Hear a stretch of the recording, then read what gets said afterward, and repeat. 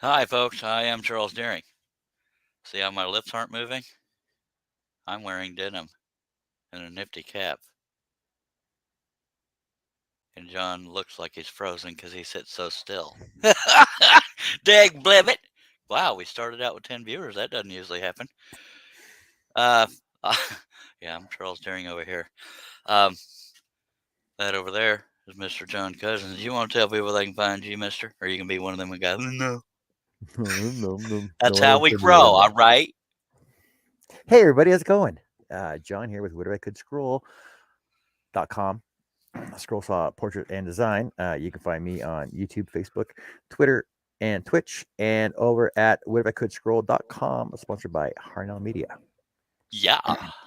I'm Charles Deering. And wow, we lost 5 years. Apparently, they don't like you, John. Sorry. Sorry, wrong hangout. Or, damn it, I lost track. I'm Charles Deering. Woodenvisions.com is my website. You know what my YouTube is because you're watching it. I'm not very active anywhere else except other than Facebook. And hello, Pat. Had just joined us. We also have Robin and Bill and Doug and Chris Nealon. Yeah. John, There are you you go. posing? Are you You got posing? them all. I thought there was a Harnell Media. And there's Thank Steve you for Nealon right joining there. us. Yeah, speak of the devil. I thought you had paparazzi and you were posing for him for a second there. Oh God. No, Um, I'm just being natural.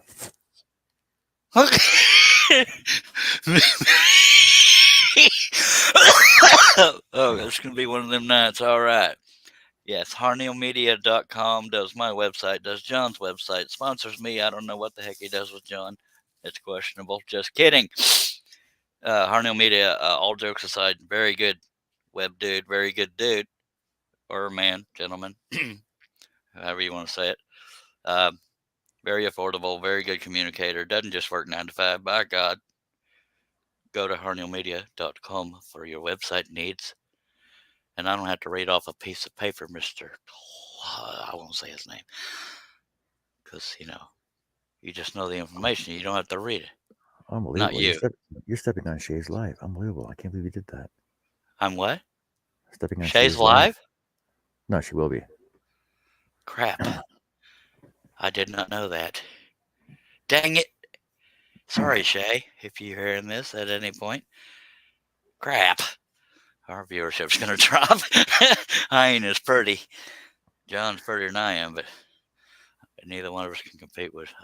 Or anyway, it ain't about looks. But the reason why you don't just see a project here waiting to get started is because I wanted to show every step of the process except for making the pattern and that. I had no idea that Shay was going live. I feel like a complete dirtball. I was also planning on starting at 8, but John made me late there. A little joke there. And let's all There's that knife. Oh. watch out for that bus. It's on its way. The bus is on its way through the door. And let's all applaud. John has a very crystal clear picture.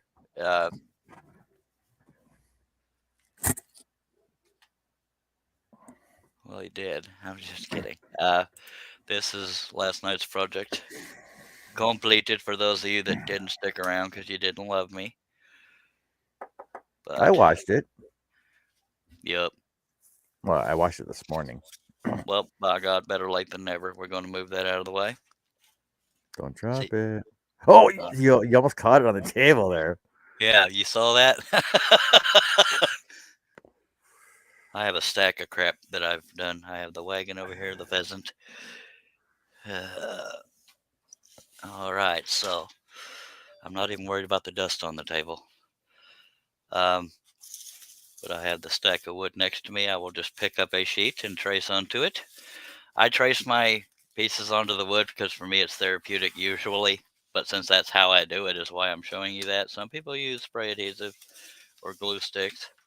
That's what we're going to be doing. It's not an overly detailed project. It might even have under 1,000 cuts. Just a hunch. And so that's how big we're cutting it. I think it's about. Well, why don't I just get a tape measure and you'll know. I don't know, but there are a few that don't love me. Thank you, Bill. Can I give a guess here? I'm going to say 15 and a half by 22 and a quarter. Holy monkey. I crap you not. It is exactly 22 and a quarter. Were you hacking my... No, it's just because you have it on 4 sheets of letter size paper. Man. All right, I'm gonna write a book. You were wrong on the other one. It's 14 and 3/4. Well, All right. Hello, Mike. Can't win them all. I thought he was spying on me, and I was not decent.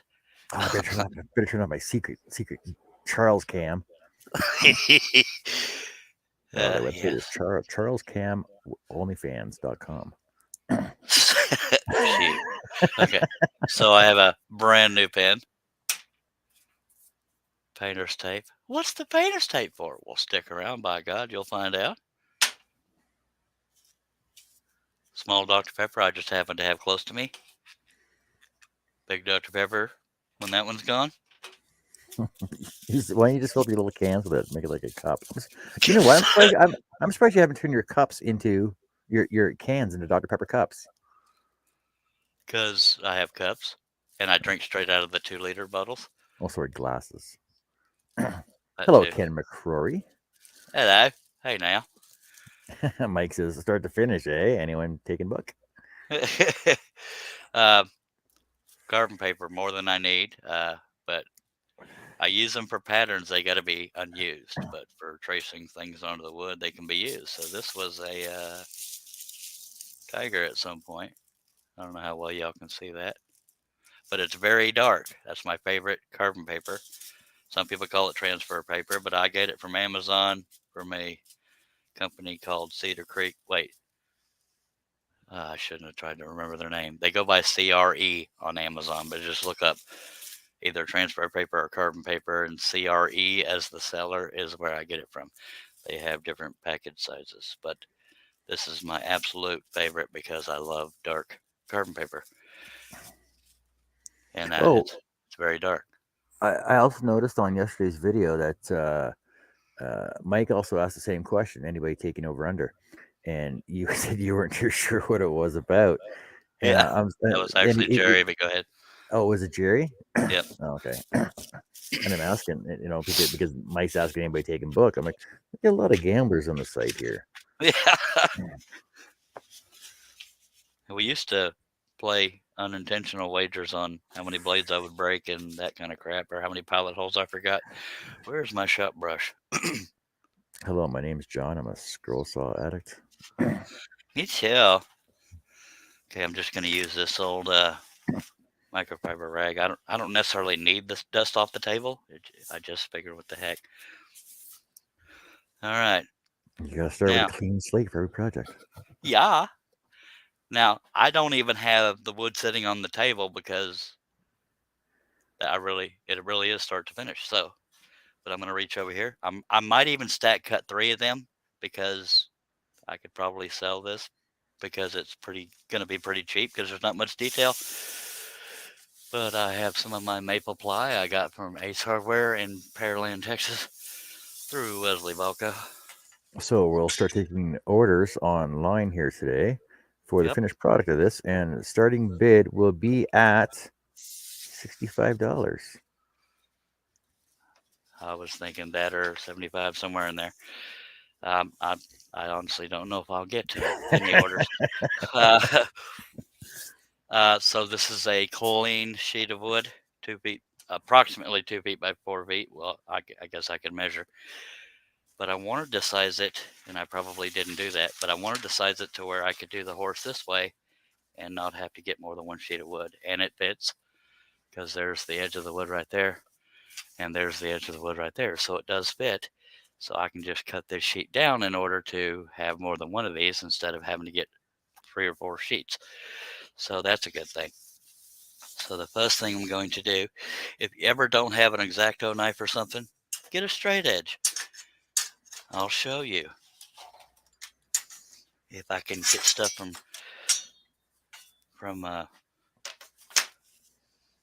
catching on stuff.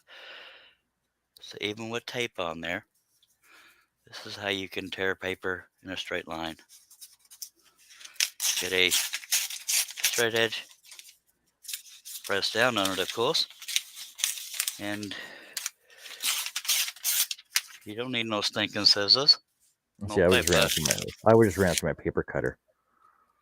I had one, but it takes up too much room. I think it's in storage, or I gave it to my brother for absolutely no reason. But I'm only doing that on the top and bottom, so I can see the top and bottom. Hello, Nancy from Little Treasures by Nancy, joining us on the Hello, show Nancy. today. Welcome back, my sweets. One of my sweets. Sorry, I didn't. That sounded sexist. Alrighty. So yeah, if you ever don't have scissors, but you do have a straight edge or something that's not flimsy, I either call them yardsticks or rollers, but some people call them straight edges. So there's that. You mean a meter stick? Yeah, that too. But you're Canadian. You also have what do y'all call colored pencils? Pencil crayons or something like that? Pencil crayons, yes. Yeah. There is a difference. So that's how you reduce the size of the paper. If you want to use a paper cutter, you're welcome to, but that's just moving more stuff. But I like the fact that it fits this way on the paper for two reasons. Now, this is something not a lot of people think about. I don't know if it's the norm, but if a piece is vertical, the design itself being vertical, to me it looks better if the grain of the wood is going vertical. And look, the grain of the wood is going vertical. Are y'all able to see all this stuff? We can't see the grain, but we understand up and down wood. Okay. So that, to me, it would look slightly awkward if it was going across it, but it doesn't mean it won't work. Because it would look like he's running fast. Really, really fast. Got those speed lines behind him running horizontal. Yeah, action lines. Now, what I'm doing over here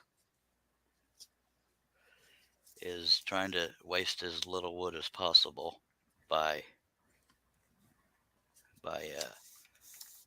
hanging some of it off of there, and I can cut that off as soon as I tape the top of it.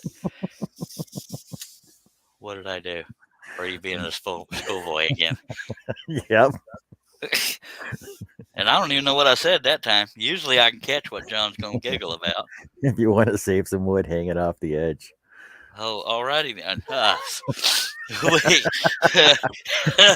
I'm going to play stupid and ignorant. I don't know what that means. Depends on how good you are at tensioning, Robin.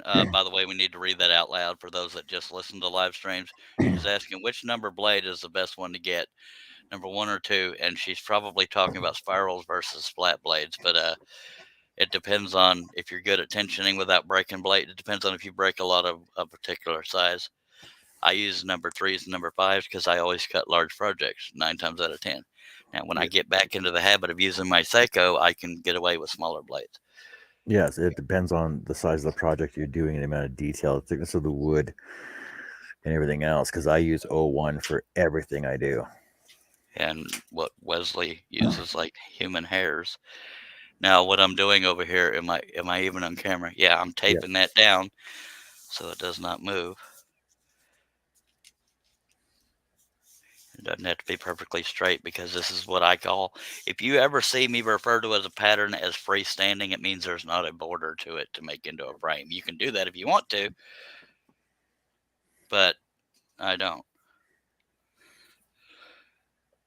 So this is really, and the reason why you don't want it to move obviously is because you're going to be tracing it if you go this route, but also because if you only had it held like only right here, then the carbon paper underneath could slide around. But if you have all 4 sides taped, then it's less likely to slip around. But you don't want to pick the piece up and turn it on its side because they're not taped in the middle. Anyway, so there's that. So what I usually do is just to make things quicker, unless you're good at eyeballing things, I put the straight edge here, and that tells me that the carbon paper underneath cannot go past that point when I pull the paper back to put the carbon paper down. But I didn't do that at the end because I don't want it sticking out over there either. And look, I don't have another straight edge laying around. I'll just make a line. Where's my pencil? It's too bad you don't have a square. Actually, I do. I just now thought of that right as she said that. But I'm putting a line right there, so I'll know not to go beyond that line. I don't even know if you can see it with the carbon paper. Robin's asking, what does reverse scroll saw blade mean? Some of the blades are going the opposite direction of the rest of them. It makes a cleaner cut. You get less what they call fuzzies on the back. Fuzzies are caused from spirals 99% of the time. Yes, Robin. I believe it's Pegasus has Pegasus and Flame Action both have reverse spiral blades, and the thing is basically, so instead of your regular blade where the teeth all point downwards, the bottom section, maybe an inch or so, the teeth will be pointing the opposite direction, so that way it cleans all your fuzzies off the backside. Yep. Yeah, so you get. I think the purpose of reverse teeth is to get cleaner cuts. That's the same as a modified geometry straight blade too, isn't it? That I don't know because I don't use flat blades, but modified geometry is the most popular of the Pegasus flat blades. And I would like to ask the community, and this wasn't pre-planned, people like Shay are getting noticed.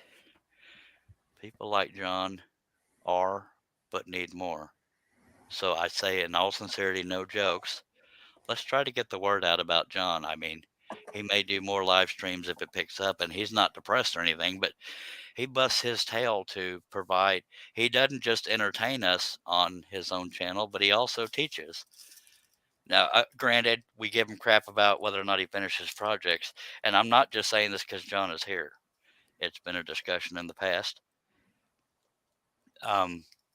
He busts his tail for the community, in different ways, and he virtually every live stream he's teaching something, and I just think he needs the numbers behind him. He's not money hungry. He's got a good job. But he deserves the recognition for the effort he puts in. And I mean that with all sincerity. No joking about that. And I know 99, if not all of y'all are subscribed to him, but let's help get the word out, share this and that. And I know some of y'all share when somebody's going live. I just mean, I don't know. He's had a class. Him and Shay were teaching classes. Yeah, we had online scroll saw classes. Yeah, they were teaching classes. He got Shaylee started. I don't know. I feel like the community always needs to give back when people are providing, and I'm not talking about myself. So, and I just, the only reason I have so many subscribers is because I've been doing YouTube for so long. It's not because I'm a god of any kind. And John's not arrogant. He's got a sense of humor. He never gets upset if somebody asks a beginner question, and none of us do. Well, maybe once, but yeah. But seriously, if y'all can, let's spread the word. Now, John will probably increase his live streams. A lot of the reason he doesn't do a lot of live streams anymore is because he's working a lot. But if I know John, and he can confirm or deny because he's sitting right here, he will do more if people start noticing. See, I know Brian Morin's not subscribed to my page yet. Brian Morin, that's whatifacouldscroll.com.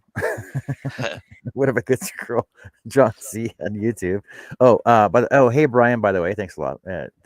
Charles, thank you for that shout out there. I appreciate it. You don't have to thank me, but you're welcome. We all need to support each other, and not everybody depends on like YouTube fame, but for the work John puts in, and he's always teaching. Let's freaking give back. Go ahead. And Robin's also like, she's 37 away from 1,000 on her YouTube channel.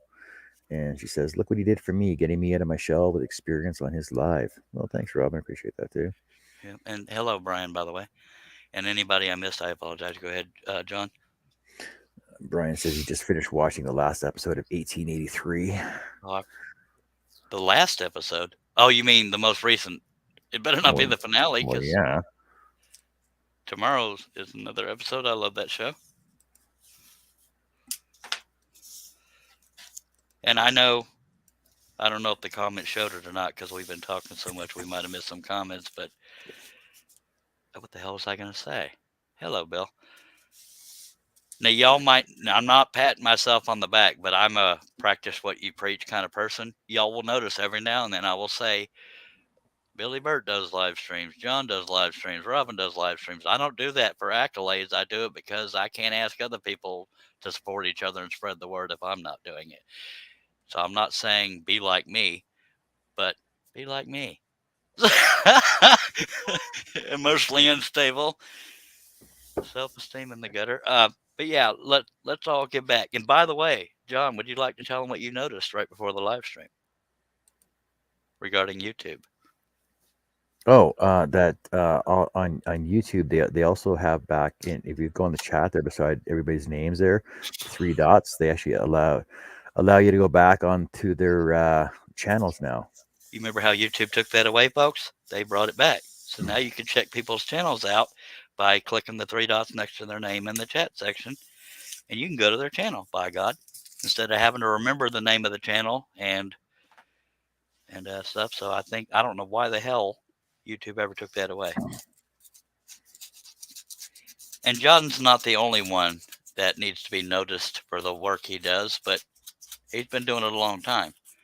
Shay's getting not notification. She's getting noticed, and she's good at marketing. She has other people helping her get the word out as well, but she's doing a lot of the work.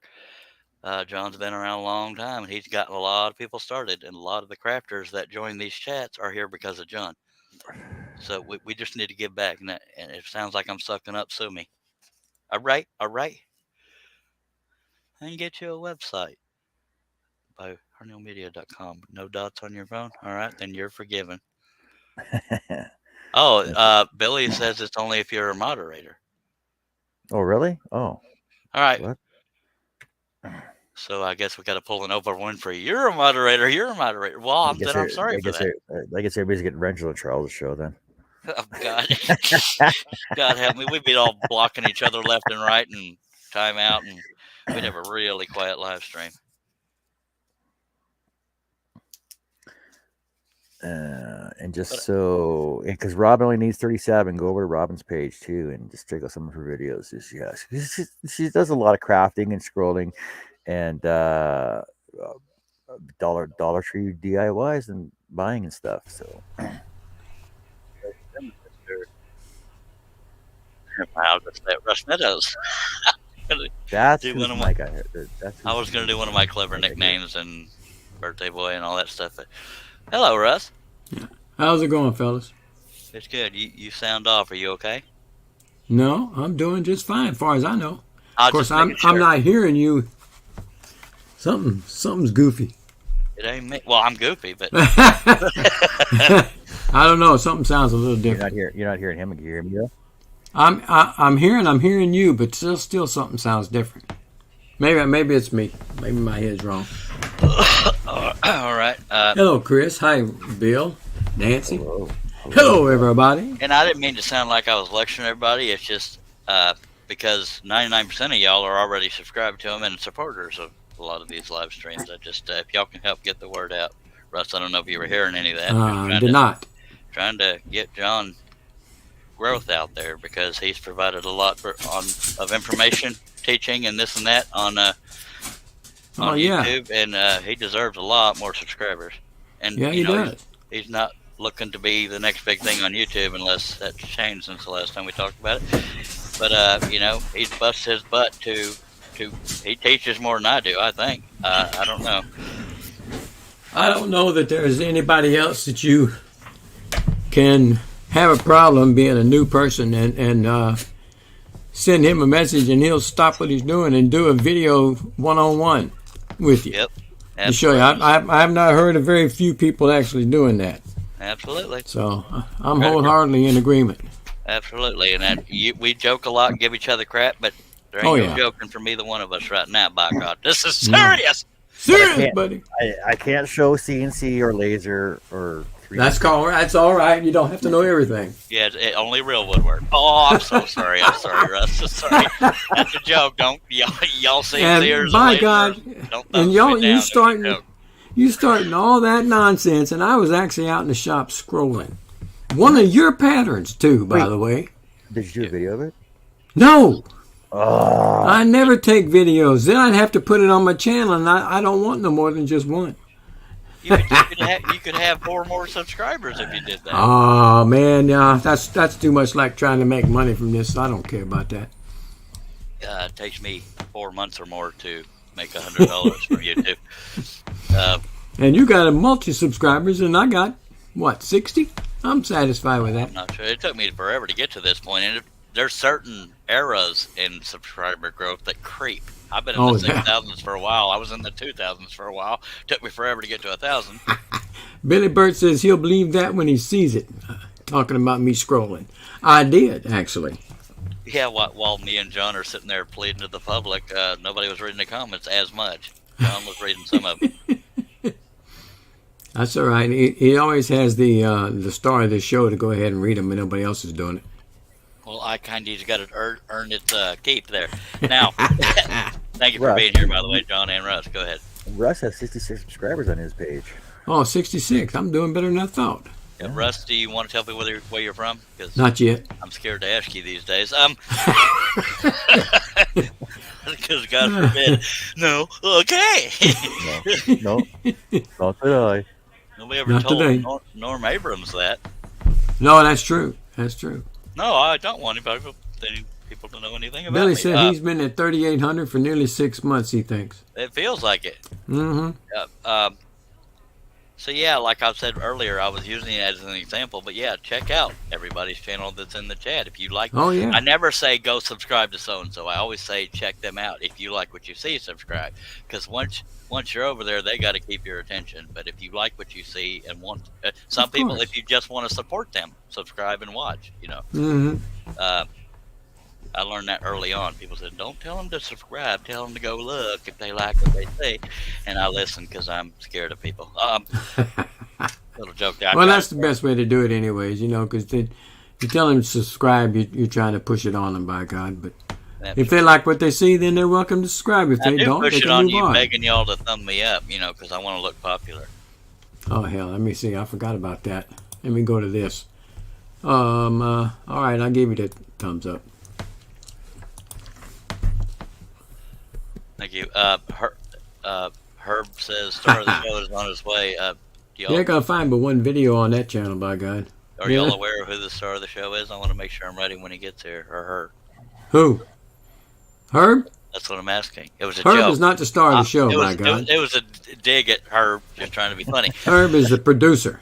Brian says, John C., did you finish painting your customer's project? I see the laundry sign. So I've seen the laundry sign. The laundry sign was the painted project. I got to promote, too, Mr. Nealon. Dagnabbit. Trace the darn pattern already, he said. I'm trying to Don't just answer it. You got to read it first. He says trace the darn pattern. Oh, you already did that. Okay. Yes, I did. Sorry, I was so in shock that you did your job. Oh, okay. And be nice to your panel. I can't practice that for each. But okay. Now again, Billy if you're just go ahead. No, Billy go Bird ahead. said there's a new video coming to the Message Scroller channel soon. I smoked a biscuit today. Is that going to be what's on the channel? That ain't got nothing to do with scrolling. Well, you just tanked 5 of his subscribers at least. Well, I think that should be on your food channel. If anybody is just joining us, the reason why this wasn't already on the wood is I am literally showing y'all every step of the process other than designing the pattern. Literally. So that Quite literally. Oh my God. But yeah, I showed you that the table was blank. Just grabbed a sheet of wood. You have the pattern printed out to whatever size you want. I use rapidresizer.com. It's an online hooser deal. Resizer. It does have a pay thing. I don't know what's free because I've been paying for it for so long, but I think it's unlimited, and that's why I use it. Yeah. They started giving away free 10 years ago. Charles keeps paying for it. Wow. No, that's not true. He does have a free thing, but I'm wrong for that one. Let's just talk about one finger toilet paper. Do I need to go get you a one finger sheet and show you? No, sir. Lord Jesus, help me. I saw a question. Who's the doggy? Says Nancy. This is my dog, Harley Sue. Harley Sue. Yeah. She was originally Stormy, and I changed it to Harley, and then I saw, well, Stormy and Sue is Sue Storm from the Fantastic Four, and that's what I call her, Storm. I call her Susie most of the time. She answers to both. Harley Sue. Harley Sue. Brian says, Charles, I'm surprised you don't just stick the printed pattern on the wood. And I was about to get to that because not everybody was here in the beginning. The reason why I do that is when I first started trying to adhere things to the wood, paper that is. He wasn't using press and seal. Exactly. Well, yeah, there's that. We'll get John to go in. We'll go. Dang it. We'll get John to go into that seriously because that's a learning thing. By the way, that's what's under my pattern. It's press and seal. Yeah, and we'll get into that because that is noteworthy of knowing. And John Yes, it talks is. about it on his channel, but I always say that's such a unique way to do it that I've never done it. And John said where they overlap doesn't work well, so that's why I just stick to what I know. The reason why I started tracing onto the wood is because the adhesives of the era that I knew about, the spiral blade cutting through it was pulling the paper up. And that happens to Shaylee a lot, but she uses glue sticks. But I got tired of dealing with the spirals on their upstroke, pulling or whichever stroke. Don't. I knew it. Anyway. I didn't say anything. It's all good. It pulls the paper up. But then usually I'm listening to either talk radio because now I'm old. I never dreamed I would do that. I listen to talk radio or music while I'm tracing it onto the wood. It's therapeutic for me. That's why I keep doing it, even though there's better adhesives out there. Most of your spiral patterns, they only cut on the downstroke. Yeah, unless you have reverse teeth. Unless you got reverse, they have reverse teeth now. That used to not be the case. Yeah, Robin was asking about that earlier. Mm-hmm. But the ones I got, the Flying Dutchman, the new spirals, they're all straight down. There's no reverse teeth on them. Yeah, and that is why. Sorry. Well, I use them on my, even with the press and seal, no problems. Yeah, and I haven't used the press and seal. After I tell Brian that is why I don't stick the pattern on the wood, because I don't mind tracing it. Usually I don't do that on a live stream. I've done it a handful of times. But I'm going to put John full screen in case he wants to show examples. But this is sincere, not a joke. He is going to tell you how to use press and seal. And this is legitimate, and it lasts months and years. On the fly, impromptu. I wasn't ready. Not set up for it. I do have some handy though. Okay, so welcome back, Billy. As secondaries for applying your pattern to your wood, because there's so many different ways to do it. Charles transfers his pattern using a pen and carbon paper, transfer paper onto the wood directly onto it. Now you can use a laser to put it on. You can tattoo it on using a laser ink as well. You can use double-sided tape and spray adhesive. You can use spray adhesive right on the back of your pattern, right onto the wood as well. It's harder to get off. There's a lot more glue to get off of it that way. I use Glad Press and Seal, not sponsored. Not sponsored. Now, the way to apply it, I got a piece here already, so I'm just going to show you that one instead. So this piece here, so take your wood and prep it first. The way I prep my wood is sand it down 180, 220, just to get a nice smooth finish on it. Then I use my air compressor with my air gun on it, blow the dust off, and then I take a tack cloth. Oh, I got a new one right here. It has got to be dust free, so it'll stick. Take a tack cloth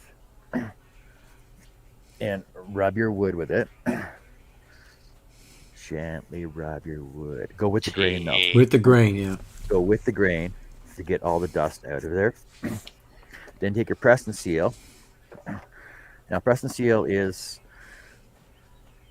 press and seal. It's sticky. It's sticky on one side and not the front side. Front side's not sticky, but the back side is. Pull it off to however much to cover your wood. I'll grab a piece here just to show you what I do. Take your wood, put your press and seal on, and I usually just start in the center and just press it on. Now, sometimes, depending on the size of the wood, you can actually pull it out to the corners. Press your corners on like that. Get your wrinkles out. It doesn't matter if you got wrinkles in it or not. It doesn't really matter. Your pattern will still adhere to it. And that tension does help. That's why he's pulling on it, as well as pushing down on it. But this saves you a lot of time tracing. It saves you a lot of spray adhesive and removing of the adhesive. Back to you, John.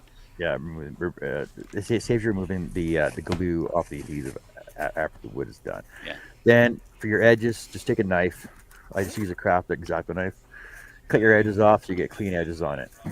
Now, when you go to put your pattern on, spray your good side of your wood that you have the press and seal on.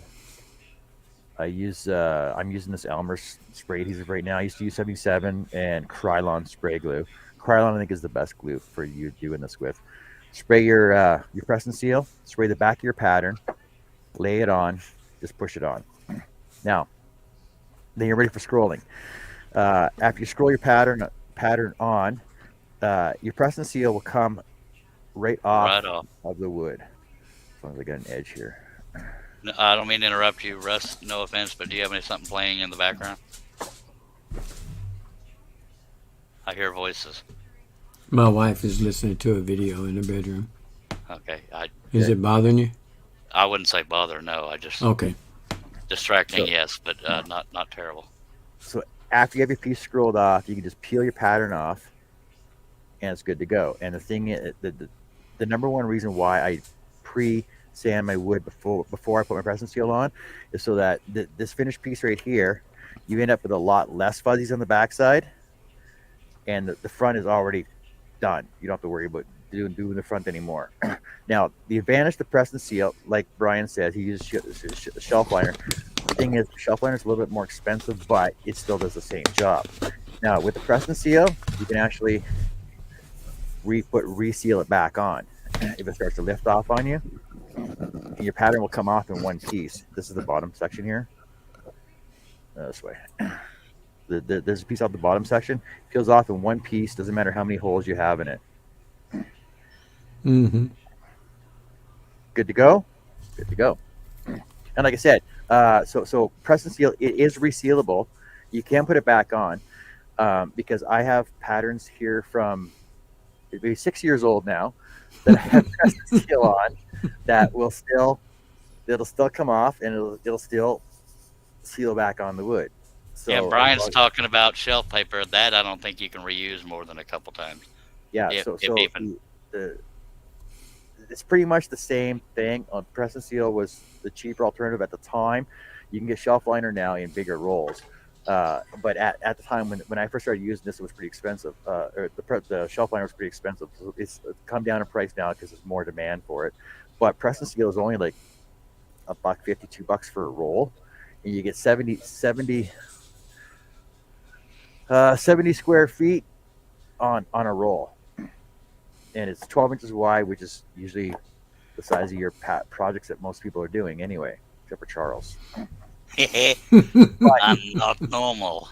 If you do have sections that do overlap because you're using bigger sections, I usually just overlap them, then use my X-Acto knife, cut down the line, peel off the excess, and it matches up evenly anyway. So, yeah. And thank you for that, John. Now, we didn't announce that we were going to be teaching. Now, I assumed from the title, from start to finish, that it might help some people, but then I got on that kick of we got to help John grow, help like he deserves, and everybody that's providing content that's good. But then his press and seal, that is something I had never heard of until John. And Brian is going to try a roll. So you just inspired at least one person. Just kidding. He inspires people all the time. All of us do, I hope. And I want to shout out here. I don't always do this, but the show is not near as fun for me without the viewers and without a panel. So thanks everybody for being here. It's always more exciting when there's people there to banter with back and forth. Now, although I'm going to go through the whole process, yes, Chris Neal, and I am going to trace this at some point, but what were you doing while I was talking? He wants everybody to see it from start to finish. I wanted to hear what you were saying too, in case I had forgotten something. Now, people say, well, how do you get all those fuzzies off? You can use a torch if you're quick with it, but if you're not, I use this. And you say, oh my God, what about all those brittle pieces? Well, then you go with something else. Needle files.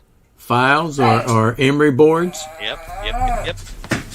Absolutely. Forgot what I was going to say. Now, I have a video on my channel. The channel that you're watching right now is how to sand, how to sand delicate pieces without breaking them. And it goes into how you can use a palm sander without breaking everything all to heck. It involves saving as many waste pieces as possible. Now, obviously, something like this, that's not going to break. Around the edges, you're going to want to save that perimeter piece you kept, because a palm sander will butcher the crap out of the edges of pieces, or at least stuff like this. And stuff like the tail. So save the waste pieces if you're using a palm sander. Or if you're patient and you're watching your soaps or whatever it is you watch,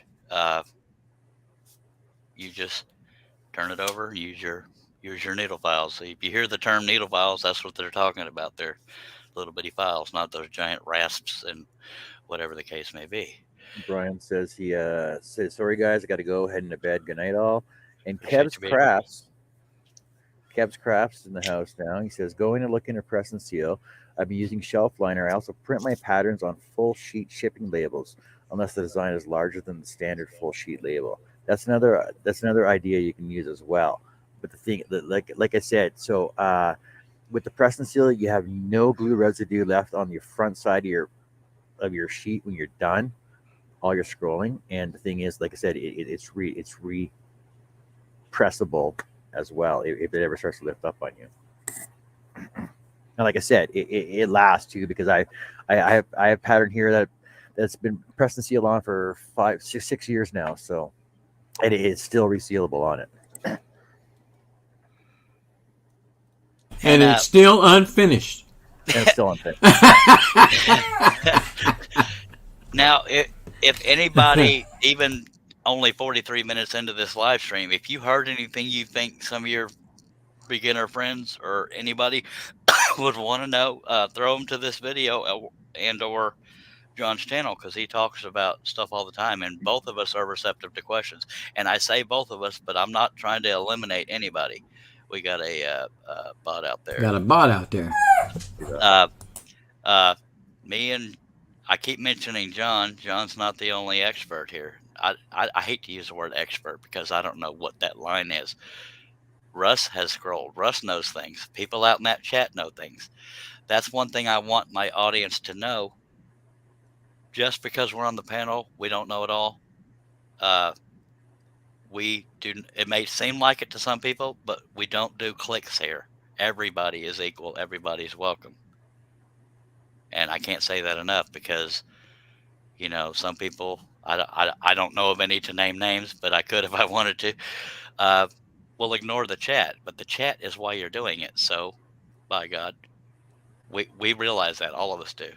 So, please know that y'all make this worth it. And I forgot what my original point was, John. That's what I do a lot. What was sharing about teaching. Oh, yeah. Questions, anything. And John's better at teaching without having to be asked. Sometimes I forget that people don't know certain things, but then when I try to remember, I either overkill or underkill, and that's not me dogging myself. I'm just being observant. Anyway, looks like that bot is still there, so I'll grab it. I deleted message. I deleted and removed them already. Still showing on my screen, so I'm going to go ahead and. Yeah, I got an error, so you did get it. So you weren't lying to me. How cool is that? That's a little joke there, folks. Okay, I started tracing what John was talking so nobody would lecture me, but okay. Now I know this doesn't go real quick, but it's part of the process. And when I said start to finish, I weren't going to mislead you, by God. So this is the part where we usually banter with the chat, banter with each other, and answer questions, ask questions, whatever the case may be. Ask as many questions you guys got out there. I'll be sure and answer them for you because we like answering questions. Yep, we really do, and that wasn't being facetious. It makes me feel good if I can help it, even one person. And even if 7 people ask the same question, not everybody's here at the same time, so I don't mind repeating myself or referring you to an older video if it's more involved than I can verbally say quickly. And let me put the camera closer. Like what I'm about to do, there's a confidence level for beginners or at different levels.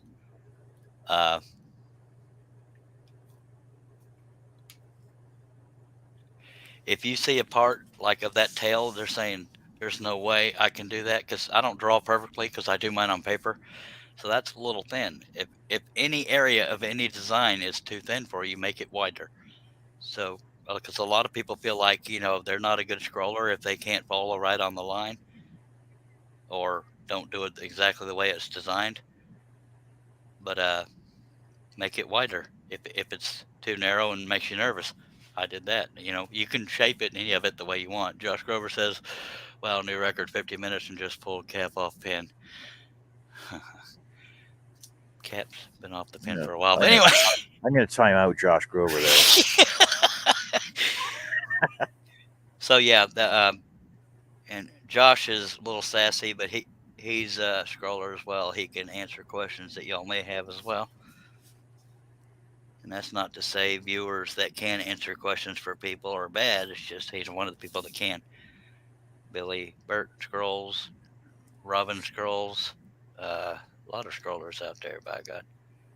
And I shouldn't have started naming names because I'll forget somebody.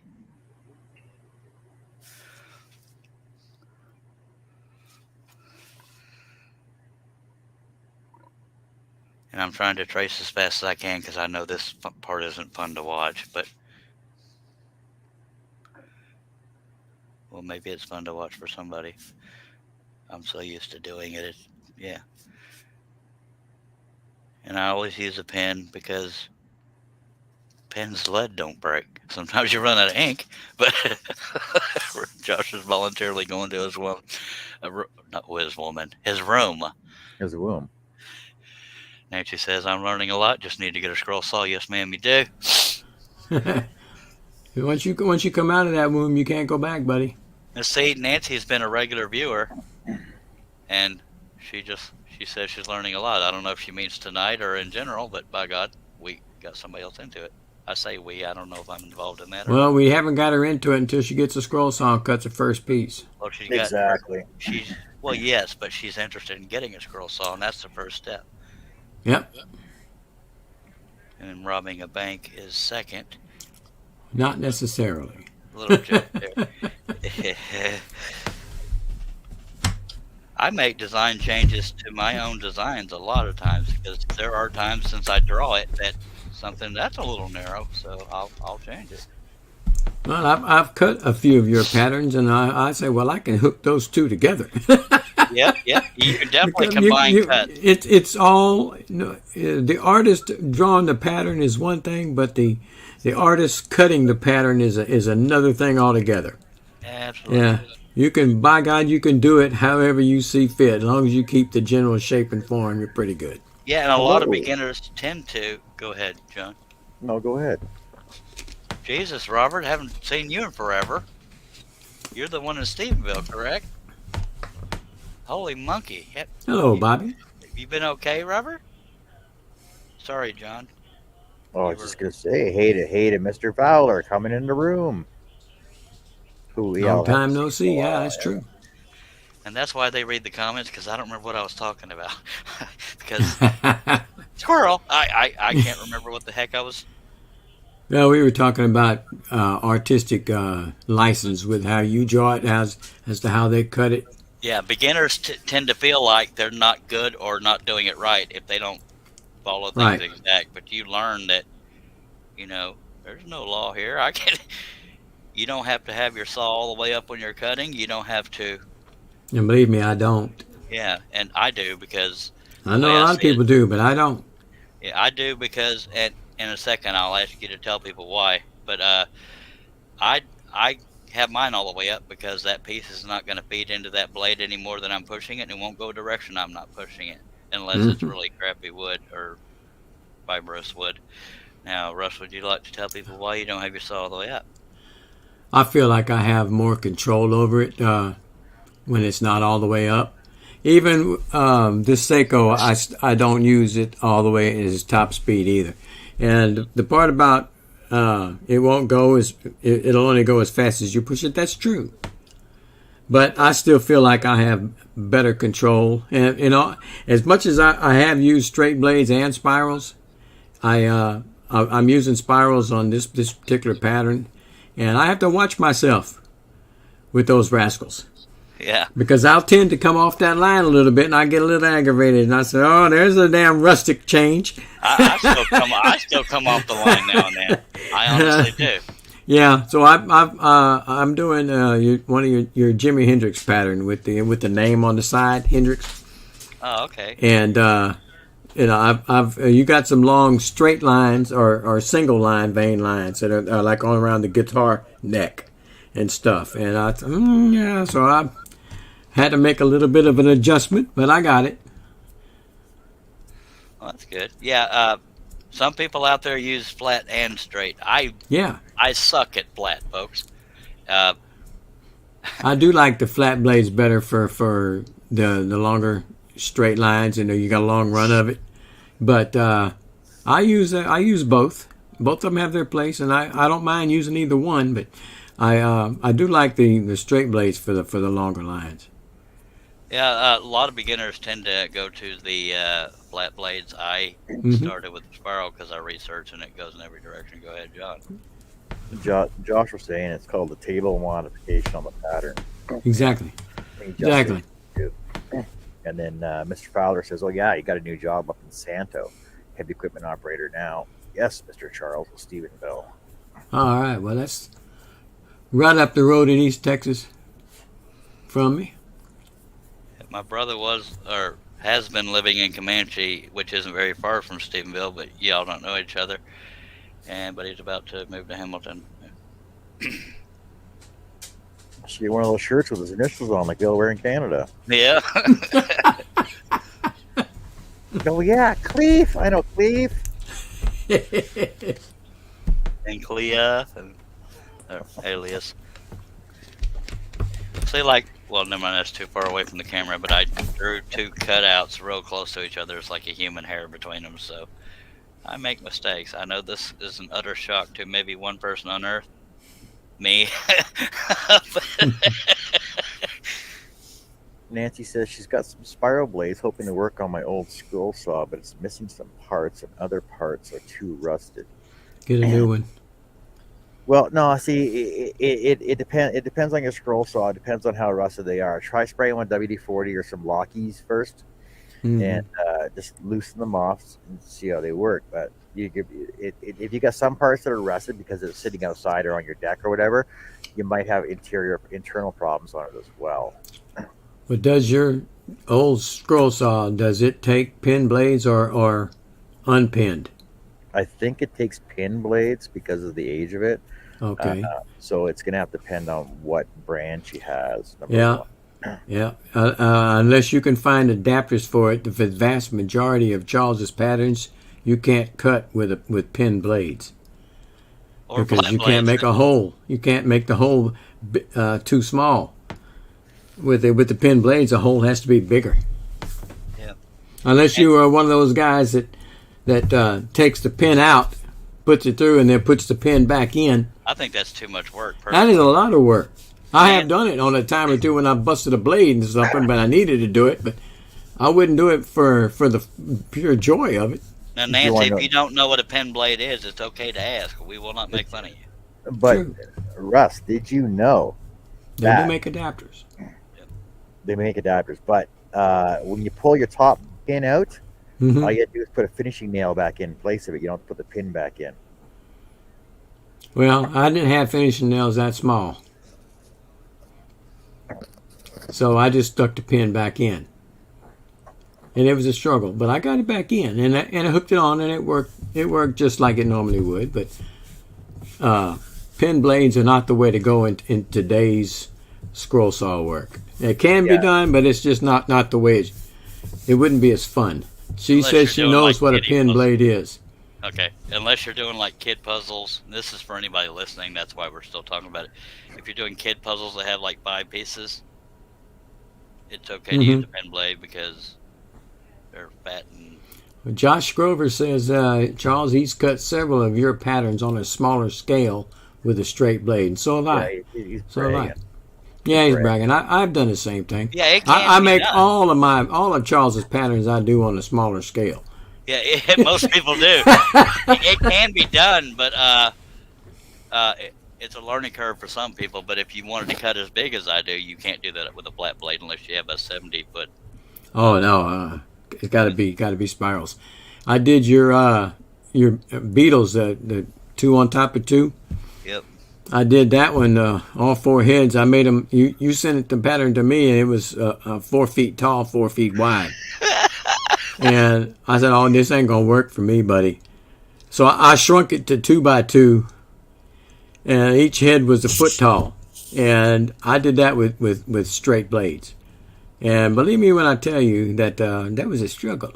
But I did it. You know, I did the 2 heads on top on one separate piece of wood, and then I did the 2 heads on the bottom on another separate piece of wood, the same size, and then I stuck them on a backer board big enough to hold all of it. Yeah. Dennis has joined us. Sorry, I didn't mean to cut you off or I'm blow done. you off. Nancy says, you Hello, all Dennis. have taught me a lot, and that's part of why we do what we do besides just having fun. Hey, Dennis, thanks for joining us from over in Shay's show. That tells me John's watching Shay's show. Oh, am I? But even if you are, that's okay because supporting each other. But if you're not, we've still got 16 viewers here. That's a good thing. Yeah, baby.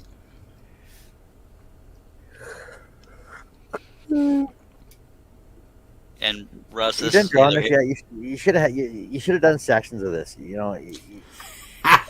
Agreed. You should have just had it half drawn and then just draw the bottom quarter. Have You're not some of your wrong. holes already pre-drilled in it. Well, in retrospect, he's taking it from beginning to end, but Yeah, that is a long spell. Yeah, this part's going to drag a little bit, but and I'm sorry for that. So to keep things going, y'all ask us questions or ask each other. Go ahead, John. You got to do like they do on the cooking shows, and with And pull it out done. with our next seven on television. Ooh, look, and here it's done. Absolutely. Yeah, I didn't think this one through. My intentions were good, and I know y'all know that. But yeah, this part, I can't say, oh, blip, we're done. I could have just said it, but yeah. All right, let me go pull up Shay and give her some watch minutes.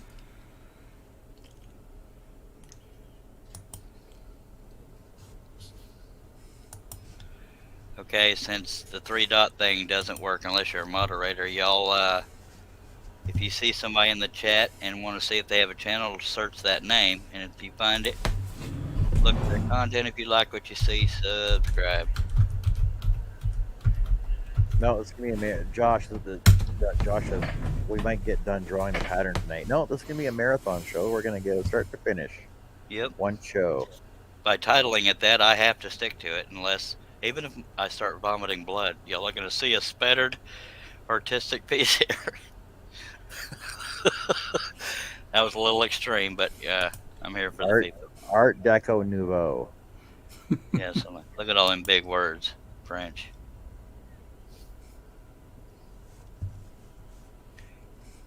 And y'all might notice that sometimes when I'm drawing a line, I'll go back and forth. That's because I used to draw, so it's kind of a sketch look. And I don't know why I do that, but I do. Well, I know why. Well, it got real quiet all of a sudden. Did I go deaf? No, Okay. No. you were talking. We could talk over you if you want us to. No, That's I think somebody We can muted do it all the themselves or time. something because it got, It's even easier. Oh, to I do. did for a minute. yeah, I mean, it was the air sound that stopped. I'm not going to talk over Russ though. No, I'll talk over you. I meant. If you want me to. You want noise all the time. I can do that. Well, I was. No, like you know exactly what I'm talking about. I'm gonna get in my chair because I've been standing up since we started. We're not going to. I had to mute myself there for a minute. Yeah, that's what I meant by getting quiet because the air sound went away. So somebody muted. Oh, I yeah. didn't know there was an air sound. Oh, that might have been me. I had beans earlier today. Just like my brother, he didn't. Lord have mercy. I knew it was something. If anybody wants me to zoom in closer, I will. But the reason why I zoom back out is because I don't want to have to keep looking to see if this is in frame. So if I have it zoomed back, it's in frame. Oh, I you're doing assume y'all good. can see the pin lines. Yeah, we can. You should use a black pen though.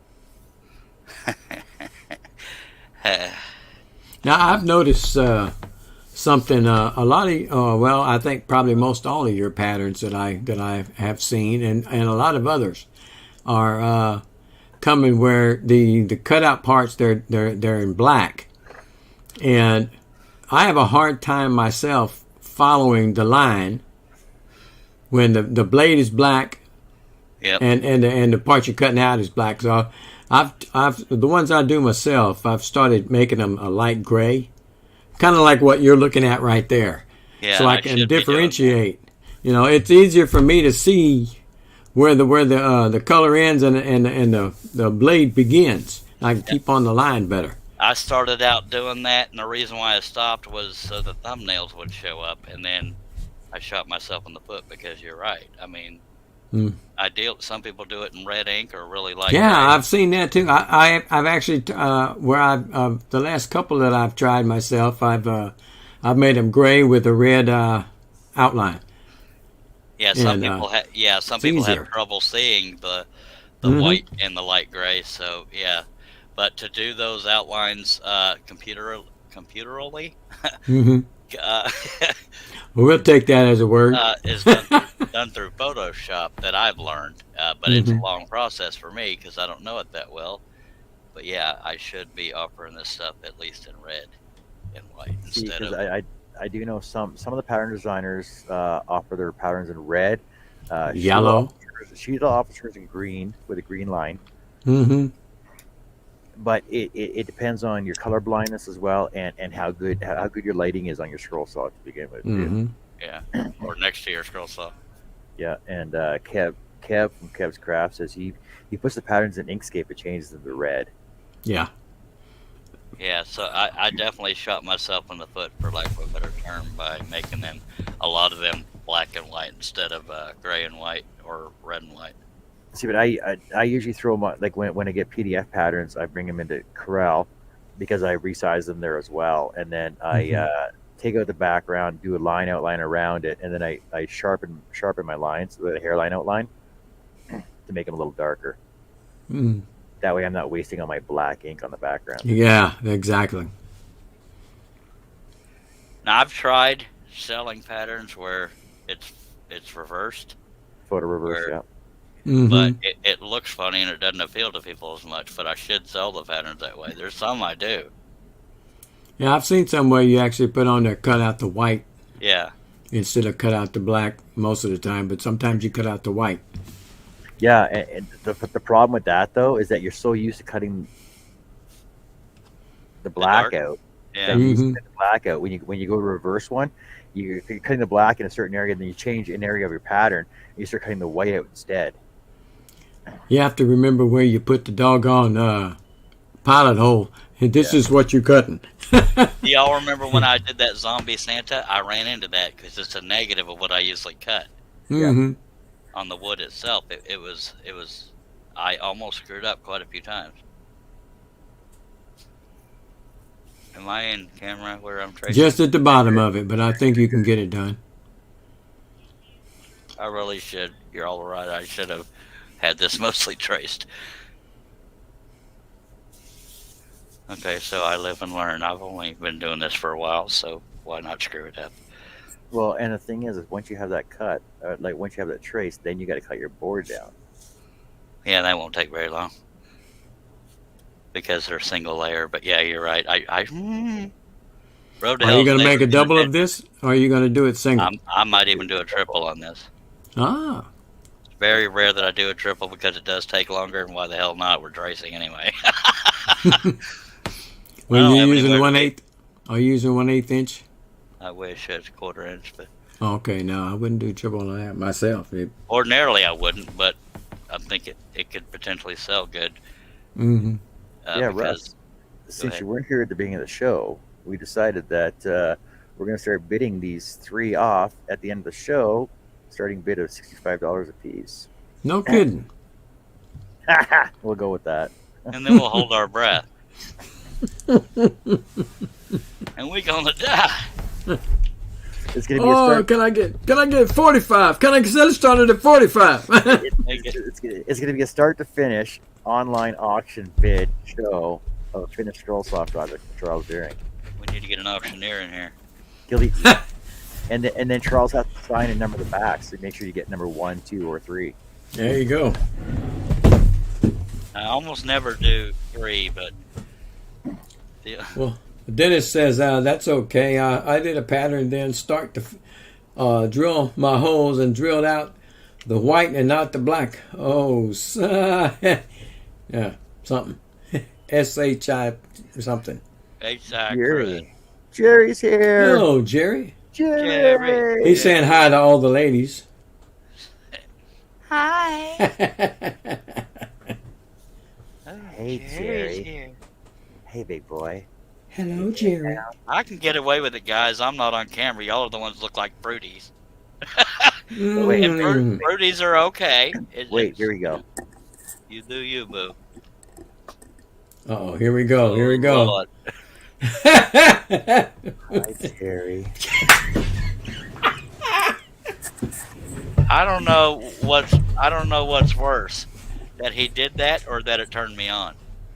Oh my God! It was a joke, folks. Come on now. Keep carving there, buddy. I thought Russ would actually. We don't carve, we cut. I did it on purpose. I thought Russ would actually laugh at that, but no, I made him on uncomfortable. purpose. I did it, and Jerry's out. It didn't last long. You can't still see counts as a view. It still can't counts see my face, Robin. Some women have men. Robin said, "We can see you, Charles," and Nancy says, "Oh my." And then Mark says, "Don't hate John because he's beautiful." He must need something from. Oh, remember that one scene from Fight Club? Beat that guy up because he was so beautiful. I beat him, but I just kept beating him because he was so beautiful. I don't know that I've ever fully watched Fight Club. Go ahead, Russ. Josh says, "Keep tracing Chuck," and Jerry says, "There goes that kid-friendly rating." Well, we try. All that teaching we did in the beginning, and then somebody had to butcher it.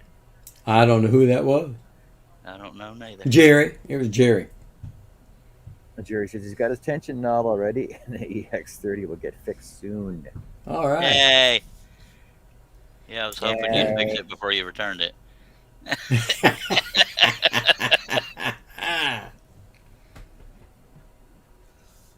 Mark says you're not supposed to talk about Fight Club. That's the first rule. No. I should have done a comparison video before I gave that saw back or sold it back. Because the more saws you got to compare between each other, that's a good video, that dude. Yeah. You can have that thing over there sitting on there holding the other end of that 8-foot horse you had. Yeah. I may have still had it at that point, but man, I think you did. Cramp.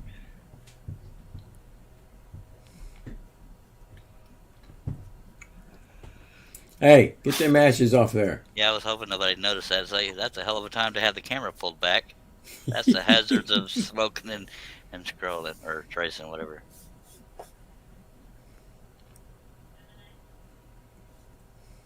I'm not usually this far away when I'm tracing. I'm trying to stay out of the way of the camera.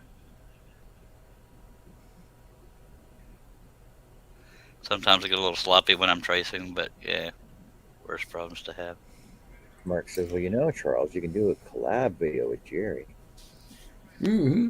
Jerry said he may upgrade to the Pegasus clamps. You ordered the grosser blades from the wooden teddy bear. What did you get? Did you tell him Charles Daring sent you? It wouldn't have helped any. I'm kidding. +20%. Yeah, +20. Yeah, triple the price.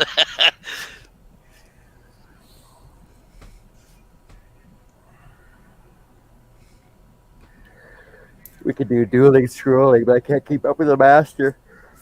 Yeah. Well, see, I've offered to do scroll challenges with everybody as well. Like, exact same pattern. Let's start at the exact same time on the same show, and we'll just see what goes where. I'm not opposed to that. The only one you could get to go on that with you was Shay. Yeah, that was exactly with Shay. Oh, I didn't do it because y'all were doing microscopic. If you'd have done it 8 feet tall, I'd have joined right in. Back. Jerry said he got number 5 flat end spirals. But that was it. You could do it in whatever wood you wanted, whatever style you wanted, but you had to have the exact same pattern. So you could do it whatever size you wanted, but it was the same pattern. Mm-hmm. Well, I didn't know that. Yeah. Well, if one guy does it small and the other guy does it big, it's going to take the guy doing the big and longer. There are almost no collabs in the scrolling community. Not really. It wasn't a speed challenge, though. It was just a challenge to do the same pattern in your style. Because Charles does his style different than I do my style. Like I could do a layered pattern of a layered style of the same pattern, right? It's just whatever we choose to do. Just the same pattern, though. Dennis is asking, so Charles, are you really going to do that pattern start to finish? Yes, sir. There's not that many cuts. Yeah, that means he's going to cut it as well. I just didn't think through how long it would take to trace, but yes, I'll cut it. Robin says, John, did you ever order from Wooden Teddy Bear? How long did it take to come in? I never did order from Wooden Teddy Bear. You're talking about my tension and my knobs, right? Because the thing is that I made my own because Seiko wouldn't accept my email and they were going to charge me like triple for shipping. And it was cheaper for me just to get some plastic from the shop and make my own. And if you got the option to do that, that's always a better option. Yeah, John's in Canada for anybody watching for the first time. That's the only reason he would be charged triple. Going across that stinking imaginary line. Yeah, the longest means something. The longest unguarded international border in the world. Yeah. I had I come up on my computer when I first turned it on today. You know how the Windows will have a pop-up image on the screen, and then it goes to your login and stuff. And this image happened to be the 2 islands off the coast of the easternmost portion of the United States, the northeasternmost. That's got to be Maine. And they're Canadian islands. They're 2 islands really close together. I forget, Twillingham or something like that. What? 2 islands that are really close together. They're Canadian. They're close to the easternmost part of the United States, which is Maine. So it's really close to the coast of Maine, but they're Canadian islands, and them things look gorgeous. I know that Twillingham or something like that. I know that there's a cat ferry that runs between Yarmouth and Maine. You know what a cat ferry is, right? No, not exactly. So just a ferry. The ferry name is the cat. It's a car ferry, but it's got hydrofoils underneath of it, so that it actually goes above the water, so it goes faster. That'd be cool to ride in. That goes between Yarmouth, Nova Scotia, and Maine. I don't even know. I'm pretty sure it's still running, but it used to run daily, to and from. Yeah. Well, when those pop-up images, when they come up when you first turn on the computer, Windows pops up, before you get to your login page, you have these, at least mine does. I have all different kinds of images that pop up. And today it was these pictures of this island, and there's two of them. That it said the off the northmost eastern part of the United States, and so that's Maine. That sticks out the furthest. Y'all remember how I was bragging about reading the comments? No, well, they can start talking about what we're talking about in a minute. But Robin said she meant ordering blades, and Jerry said, yeah, it was 50-something bucks as it was for the blades that he ordered. Yeah. Well, Jerry, I ordered 2 gross of 3/0 and 2/0 blades from Wooden Teddy Bear, and I paid a total of $73 and change. I ordered number 5s this last time, 2 gross. I don't remember how much it was. 50, 60, somewhere in there. I don't remember. It might have been more. Jerry said he lost me, LOL. Better to take a boat on the Great Lakes and meet up. Well, I guess you could, but that's not close to where he's at. No. That's a little fur away from where John's at. And my pop-up screen is not cats in tutus, sorry. John, where in Canada are you? Left, right, middle? Left. Left. Okay. I'm left of center. Okay. Right above Montana, right? Pretty much I'm, wait, let me just do this. I know here. Bear Woods is out of Victoria, British Columbia or something like that. They're really close to Washington. That's right on the East Coast. West Coast. I'm directly above Kennewick, Washington. Oh. Okay. So here you go. The nearest is Walla Walla. So I'm straight directly north of Walla Walla, Washington. Just to narrow it down for everybody. I know I'm if I drive from here, so from here to the nearest border crossing will be Coots, the Coots border crossing in Montana. I'll tell you exactly how far that is. So from me to get to the border is 10 and a half hour drive. Damn, that's a pretty good ways. So if I go straight down on the main highway below me, that runs beside me, if I go straight down, I'll end up at the Coots border crossing in Montana. Jerry says his blades are only like $35. That's just about what I paid, just a hair less than that. And that's for a gross. For people who don't know what a gross it is, 12 gross, dozen. 12 dozen, yeah. 144 individual And blades. believe me, you'll use them. Jerry says 10 and a half hour drive, I'll still be in Texas. You're damn right you would. Yeah.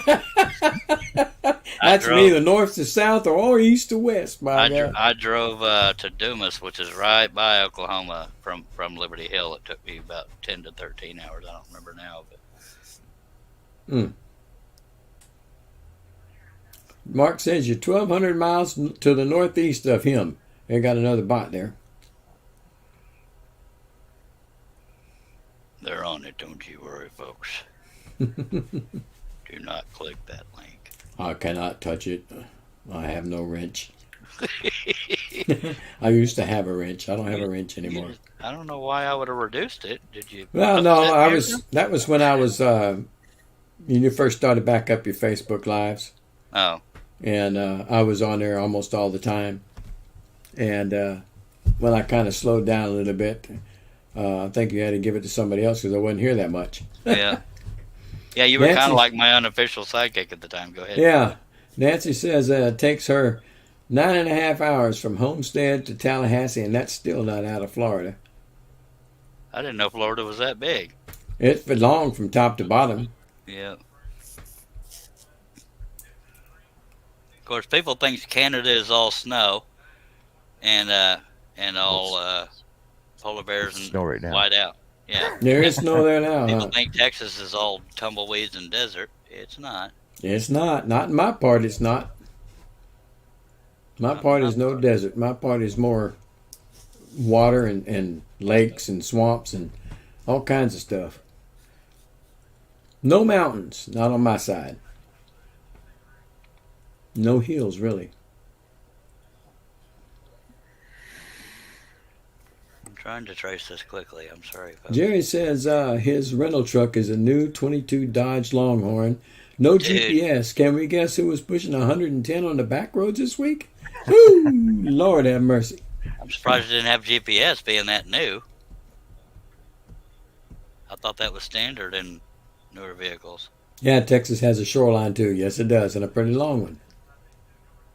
Yeah, so what's the biggest town that I would go? Sorry, the biggest city I'd go to? San Antonio, Houston, No, Austin, Houston. Houston is the biggest in the state of Texas, Dallas. with Dallas Hey, probably being the second.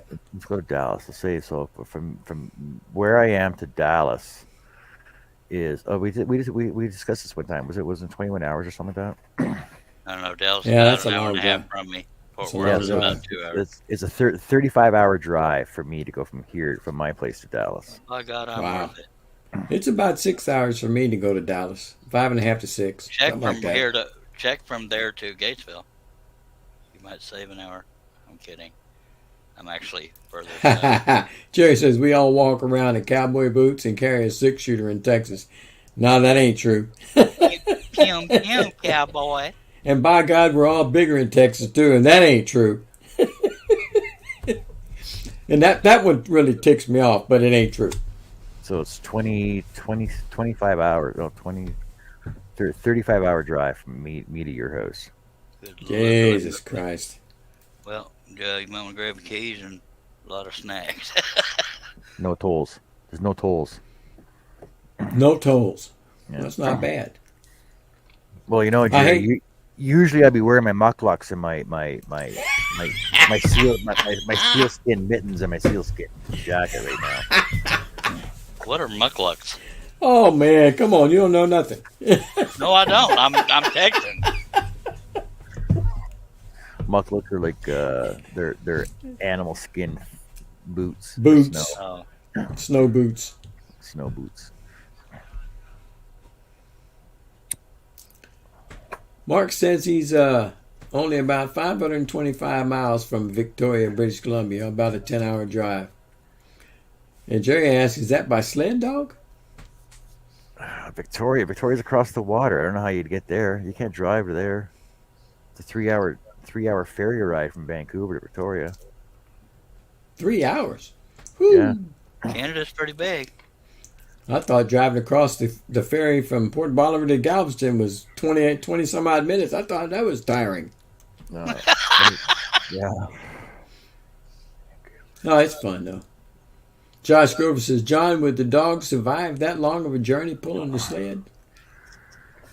Yeah. That's why you get huskies up here. Oh wait, a real husky, not a palm husky.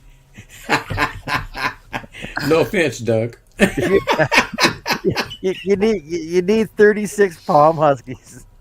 Palm huskies, right? Pretty sure Doug's not here. He's probably watching. Yeah, he probably is. Yeah, You'll so see from, this eventually. Vancouver to Victoria is a three hour 1-minute ferry ride. Mark says they have ferries and bridges now, John. That's why I said ferry. Jerry says they have a bar on that ferry. I'm in. There's a restaurant, but there's no bar on it though.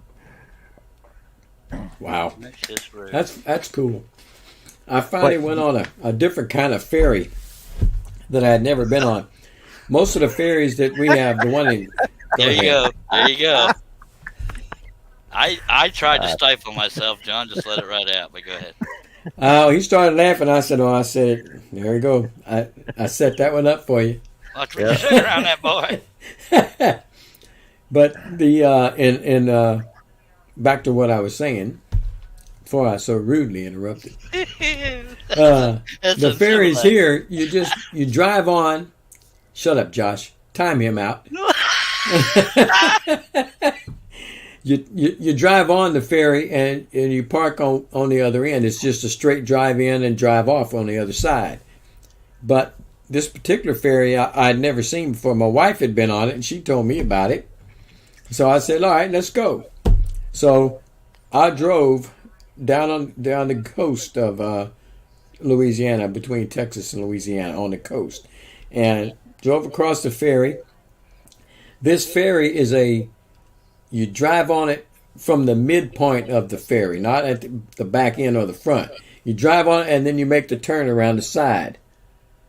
And you park in the front, and then when you go to drive off, you drive around and come off the side of the other side, like you came in on. And so I said, man, that's neat. I had never seen. I was kind of leery about that, but it's a smaller ferry than the one at Galveston. So I did that, and on the way back, you get back on it coming from Louisiana to Texas, they charge you $1. I saw somebody hand this girl $1 in front of me. I didn't know there was a charge, and so I had my arm down across on the window. The window was down, and so I just passed by her, and she up. Wait a minute, it's $1, and I said, what? And she said it's $1 to go back to the other side. I said, you got to be kidding me. I thought the guy was just giving you a tip. So I took my $1 from my wife. She had $1. I gave her $1 and I got on. I said, I ain't never seen that before. You got to pay to take the ferry back. They let you come in, but they want to, make you pay to leave the place. I said, I won't be coming back this way. But that was a little fun tip there. That conversation we had earlier, John, I was being held for review. Which one? Yeah. Oh, I mean, it wasn't me that caused it? I don't know who caused it, but every now and then I got to check. Oh, geez. Thank you. Thank you, Mark, for not saying it. Yes, Mark, I do see that part, the bottom, well, I'm not going to say the most southerly south end of Vancouver Island, but the southeast of Vancouver Island still belongs to part of the U.S. And apparently there's a road that goes from Anacortes, Washington, from Washington Park over to some island, Decatur Island, and up through over to Vancouver Island. Well, they're all islands, though. Maybe there's a ferry there. No, Mark says non-tipping. Some of them are gone. Exactly. Well, if I really thought she'd done me a good job, but she didn't. Just wasn't even like she wanted to be there working. So wasn't giving no tip. She didn't take good care of us. Oh, if they treat you right and take care of you, you get a good tip. I want to see a picture. Of Jerry in his Jimmy Choos. I do too, actually. And then I'm gonna put it on Facebook. What are Jimmy Choos? It wasn't her. Oh, jeez.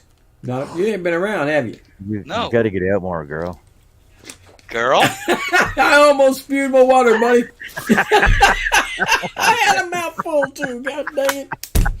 Woo! Well, the way I talked earlier. Anyway, what are Jimmy Choos? They're high heel shoes for girls. Oh, well, women. Women. Well, excuse me for not knowing that. I'm kind of manly. Hush. But I know what they are. Jerry says, but see, you guys start talking about driving. I'd fly over 4 hours now. He wouldn't be doing that. But he said those pictures of him and the Jimmy Choos were burned. They're burned. Burn! Not if I find one, by God. Can't believe y'all gave me crap for not knowing about what women's shoes were called. Hey, that's the thing nowadays. I'll take your word for it. Mark says, okay, you're talking about Vancouver. I was talking about Victoria Island. Where's Victoria Island?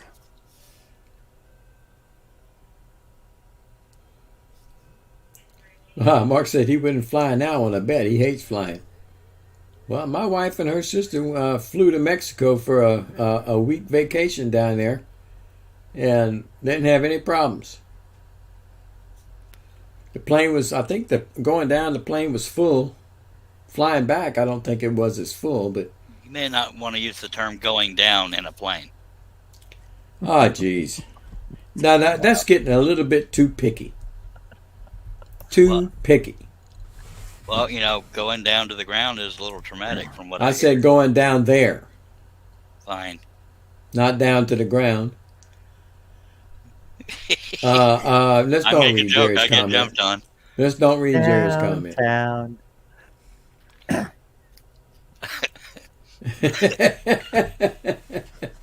By the way, anybody watching, although we're doing various topics, if you have any scrolling or any kind of questions, please ask. Any kind of question. Any kind of questions, pretty much. Hopefully they're family friendly and we keep John to tape his mouth up.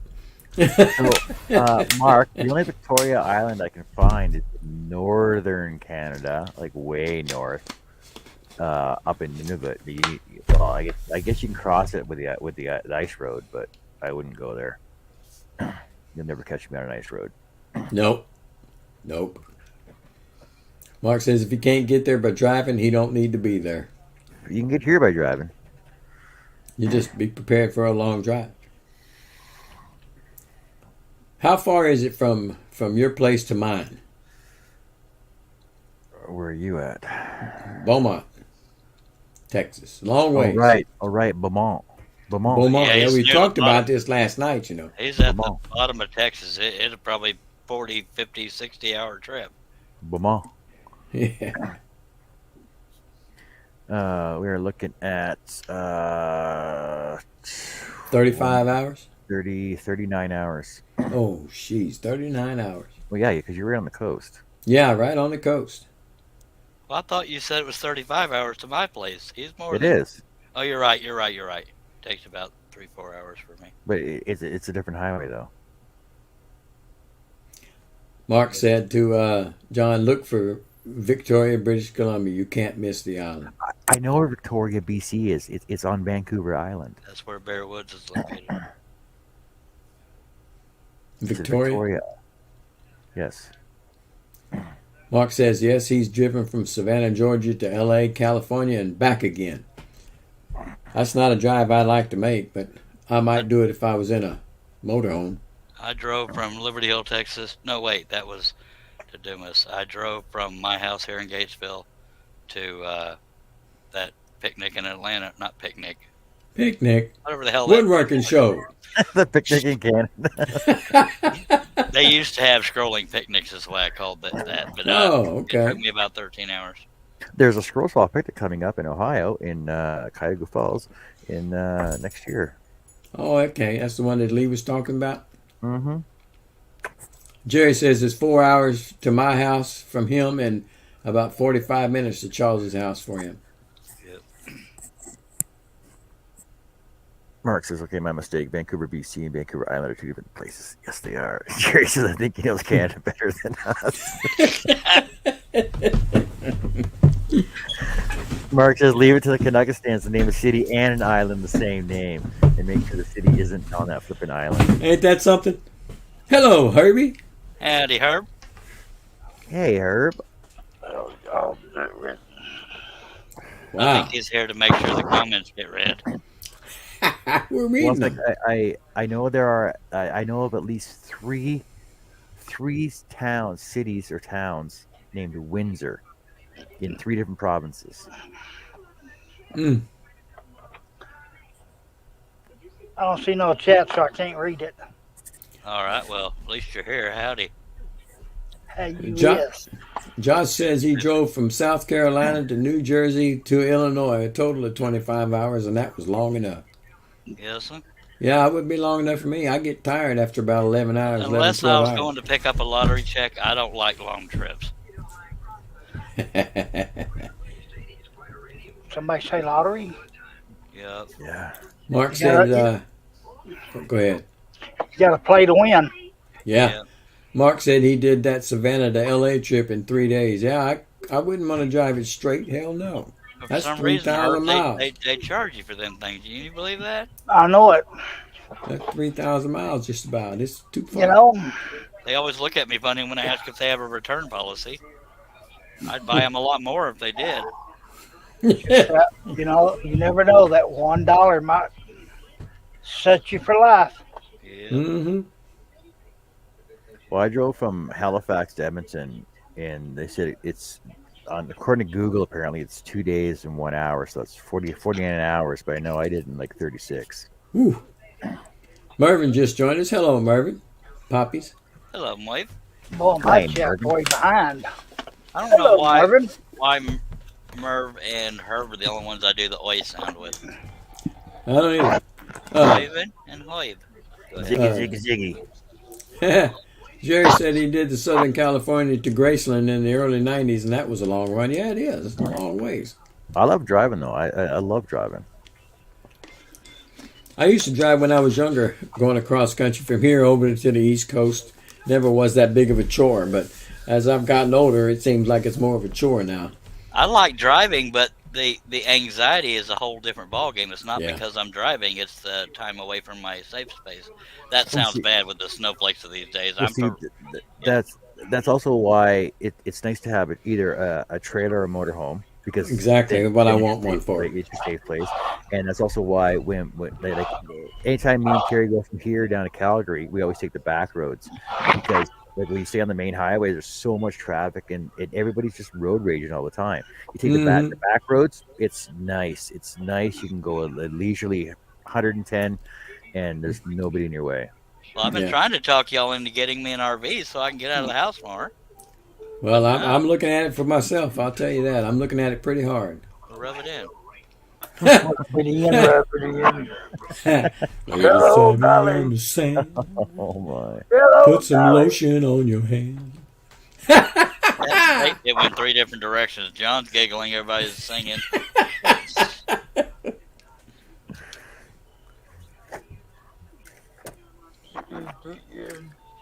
Mr. Mustache himself. Hey, baby, what's happening? All right, Wolfman. All right, baby. Sneaking around with the wolf man. Marcus Oh, Goldie. yeah. Jerry said he was going to build him a teardrop, but he don't like going anywhere. Well, if anybody cares, we're done tracing. Hey, Robin's back. What? It's about time. You're not All done right. tracing? There's a lot you ain't traced. You That's got the why I whole said thing? that's why I said you should use black so we can see it. Yeah, because some of that side of that right side of that horsey in the middle don't look like it's done, but I guess it is. It doesn't look like it's done, but it is. Inside that hoof ain't done. Yeah, it is. Mr. Nealon, welcome back to the show.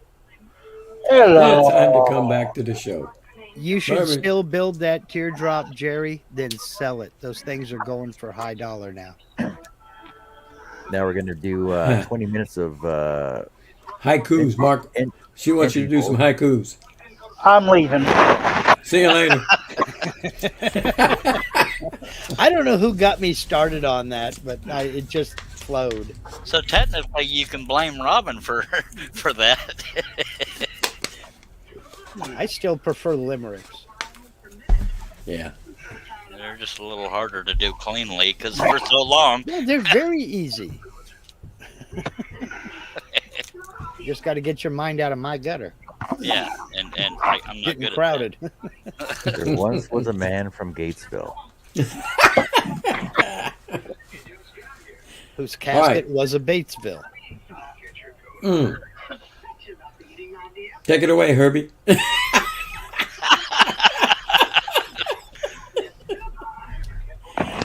It's 575, Jerry.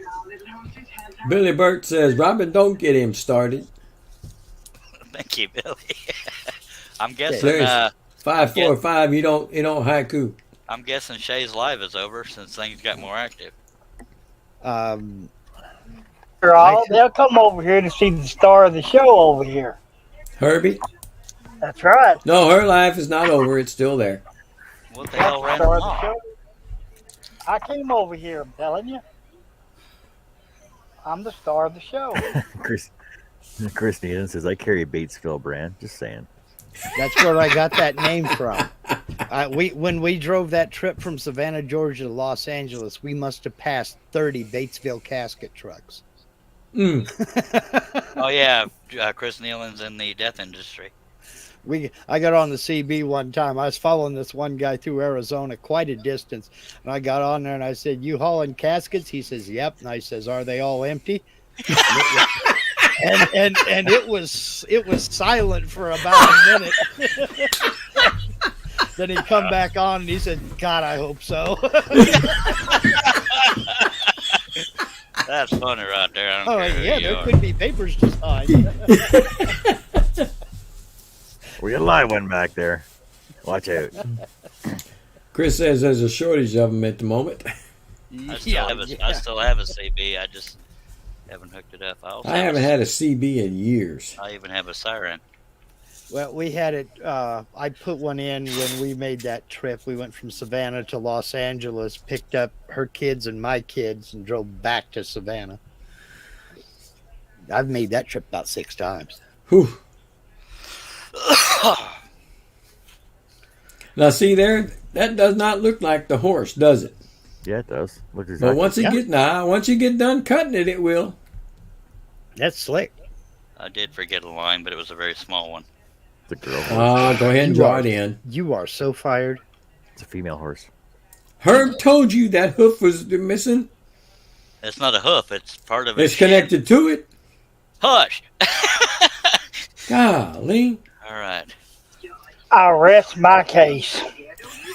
He said hoof. That's not a hoof. It's in that quadrant. Quadrant. Well, he knew it wasn't the tail. That's some good stuff right there. Jerry said it does not have 5 legs. Jerry says it only has 4. I'll be melted when I go. I'll even turn my own urn. Yep. We're going to the National Cemetery. All right. Hey, it's free. Might as well. Take advantage of it. Now, I'll tell you now, I ordinarily will use the scroller's drill to do pilot holes, but all my plugs are used up, so I'm going to use my hand drill. But first thing I'm going to do is... Put the earplugs in, folks. You gonna do it by hand again? The pilot holes, yes. Put some lotion on You cut yourself on that one. I always do.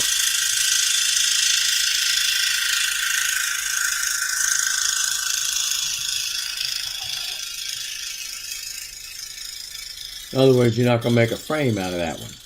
No. Okay. What I was saying earlier in the I see live that. stream is what I call freestanding Okay. or standalone. Now I'm free. Freestanding. Wait for it. Take it, Herb. Somebody shoot me. I got no sense of rhythm. Not at all. No help at all either.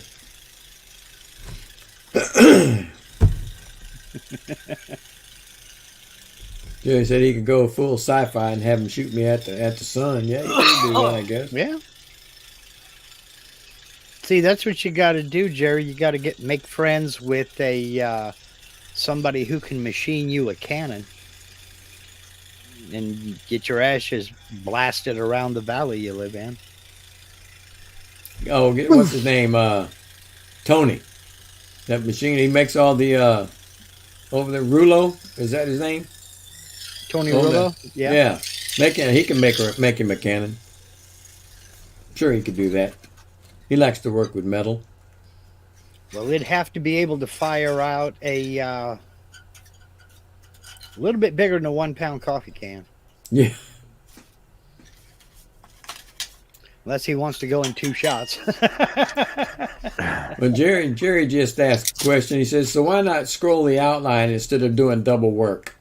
Because he's triple stacking it. There you go, Jerry. That's why for. Is answer question yes? Yeah, he answer question. How do I want to No, do this? Jerry, no, Josh. You know twang. No twang. No twang. And no twank so far. Jerry says he was watching Rocket People. I could build my own that will hit stratosphere.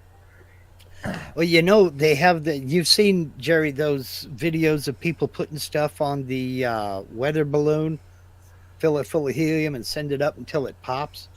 If you could rig a little servo or something to open up the urn when that balloon pops, you talk about not quite being shot into space, but that would spread it all over the stratosphere. I'm sure you could talk to Elon and just have them drop you off somewhere. Yeah, tell him to put you in the trunk of the next Tesla he launches. Going my way?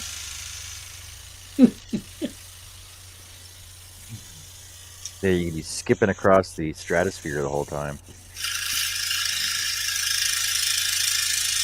You look up at the sky. There goes Jerry again.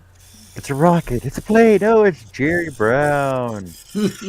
Not the governor. Jerry. Jerry said he's down the road. Yeah, he opened up that plant over here in Texas. SpaceX was on the list for future jobs if this one doesn't work out. Well, you probably got the talent for it, I'll say that.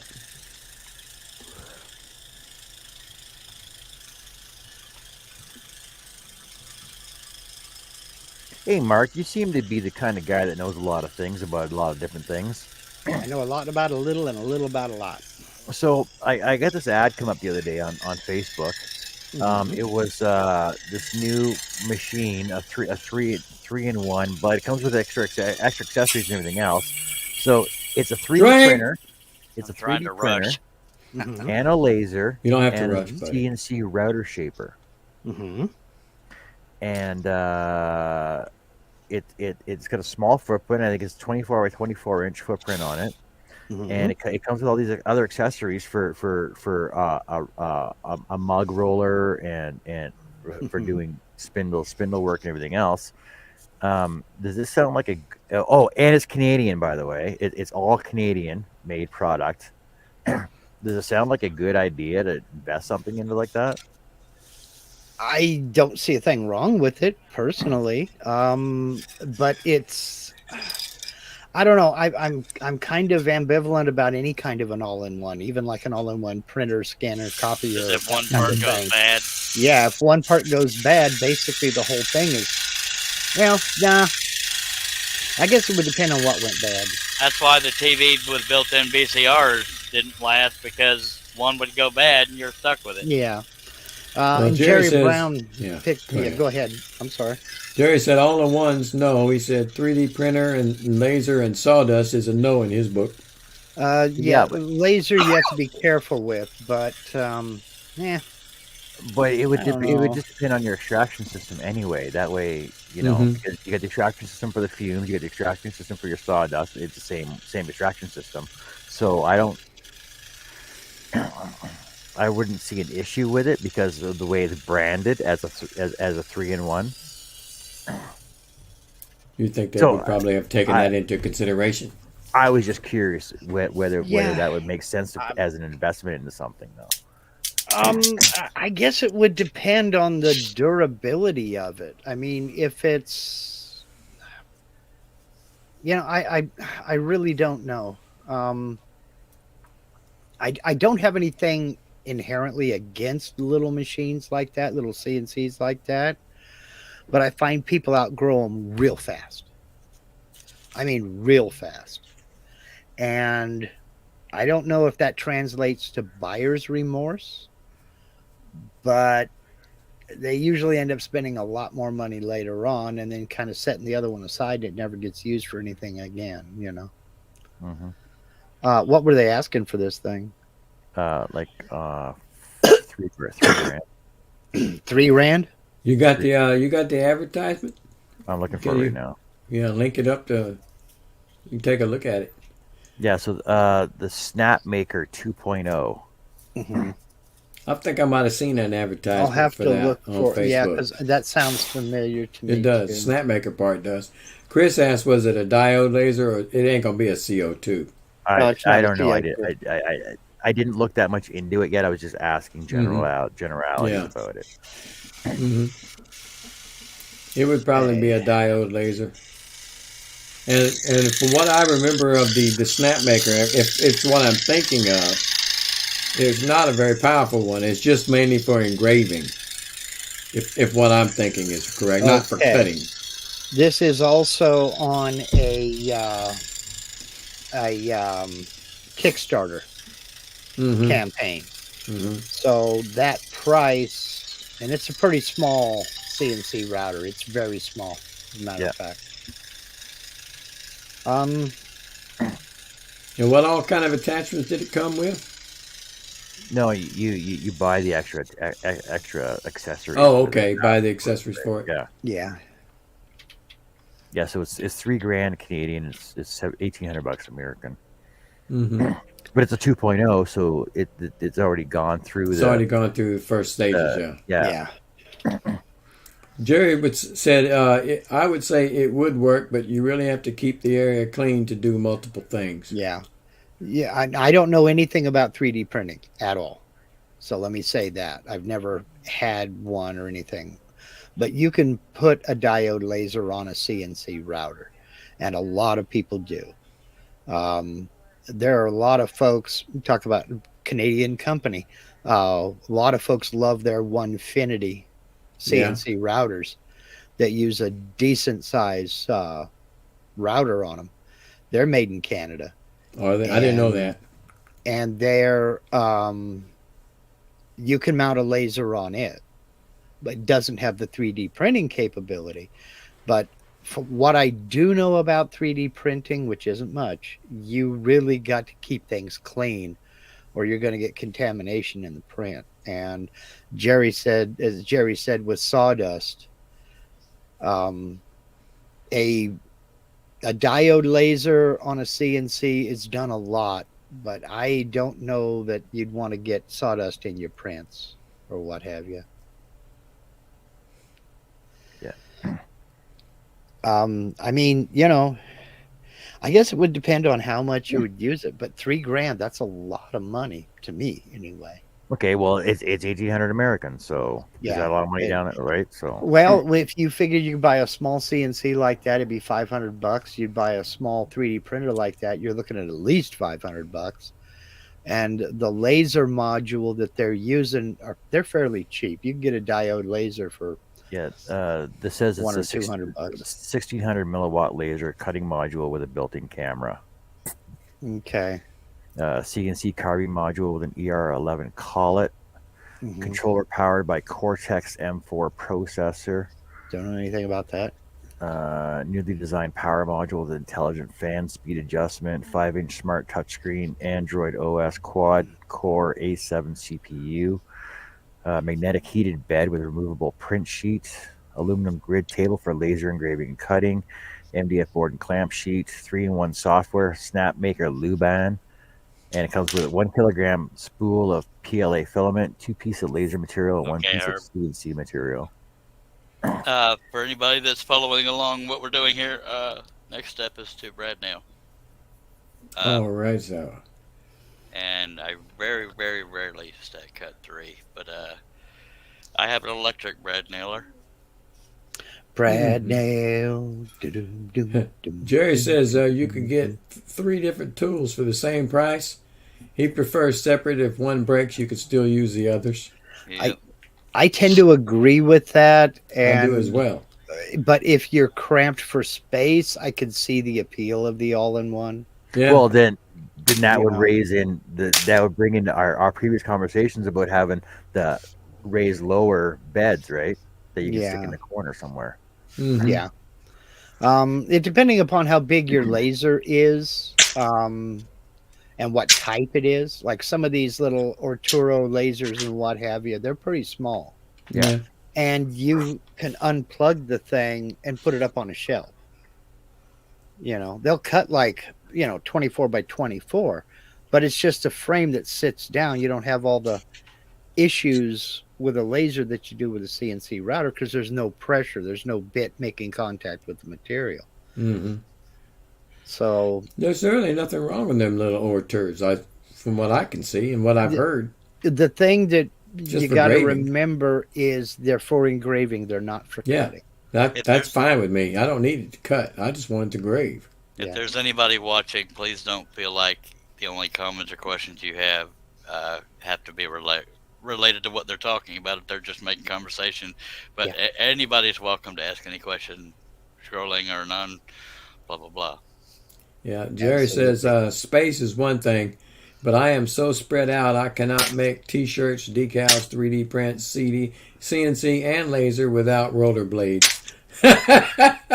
Time for you to get a girlfriend to do that stuff for you. There, man, you need a little help. We got a bot and scroll saw too. You got a new bot. That's the third one we've got.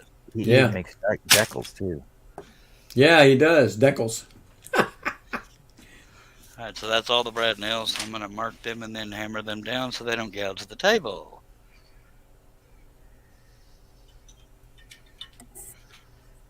Brad nail. Nancy said Go ahead. Nancy said she saw a crafter on YouTube use the X tool. I'm not sure what that is. You mean the X carve?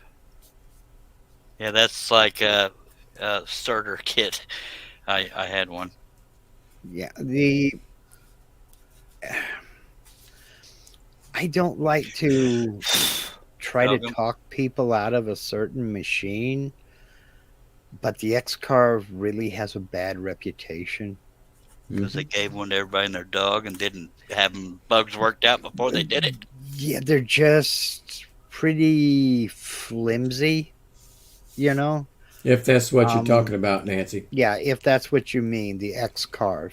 Most people, the two direct competitions are X carve and Shapeoko, and most Shapeoko owners are very, very happy, and most X carve owners Are cussing.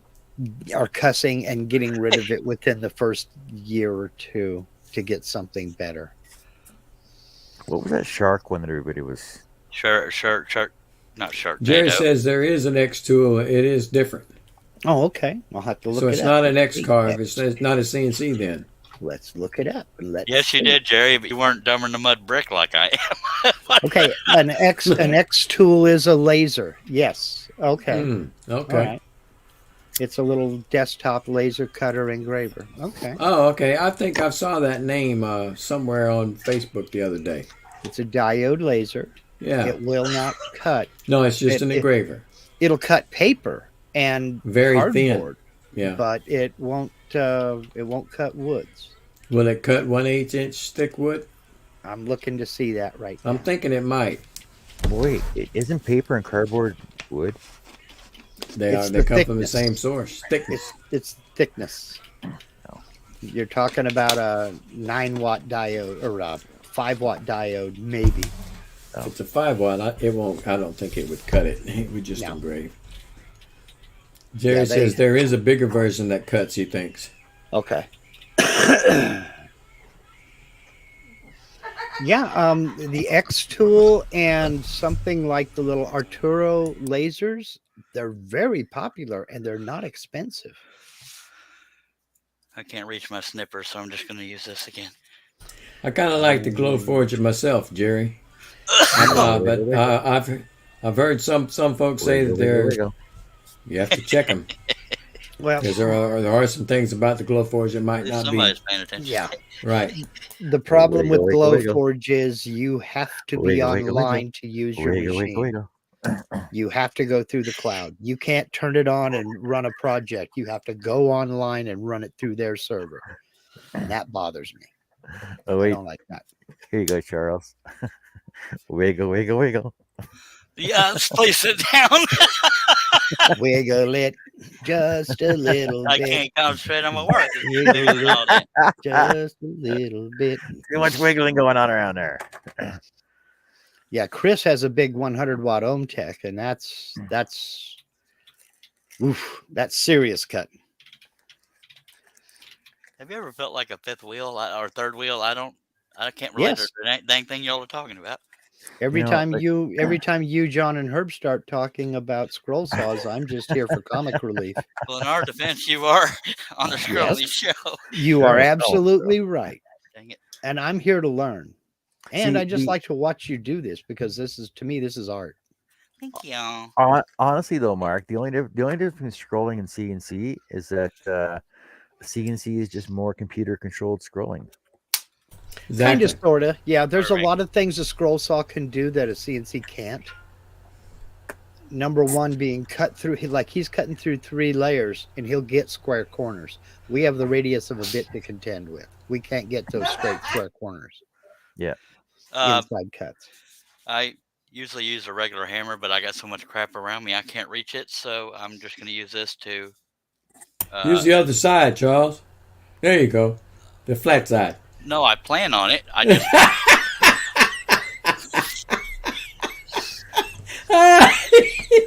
Okay, I'll shut up. It's okay. I do this. This is for anybody that's never seen it being done the way I do it. I break them off the best I can, and then I don't want them to scratch up the table, whether it be on the scroll saw or this table. So I'm going to. That's So why I'm going to hammer. So you're going to hammer them into the table instead. No, the ends are flat. The tops of them are flat. I just want to get the jagged edge on. So he used the round end anyway. Yeah. I'd rather do that than have overkill. Yeah. Okay. Y'all want to make fun of me for breathing? No, too? I was messing with Russ, and Russ, you're muted. I was messing with Russ. I know, I heard it. And I'm doing it over on the edge here so I don't crack the Lexan. I'm where there's support around the edges of this thing. Beating on the edge.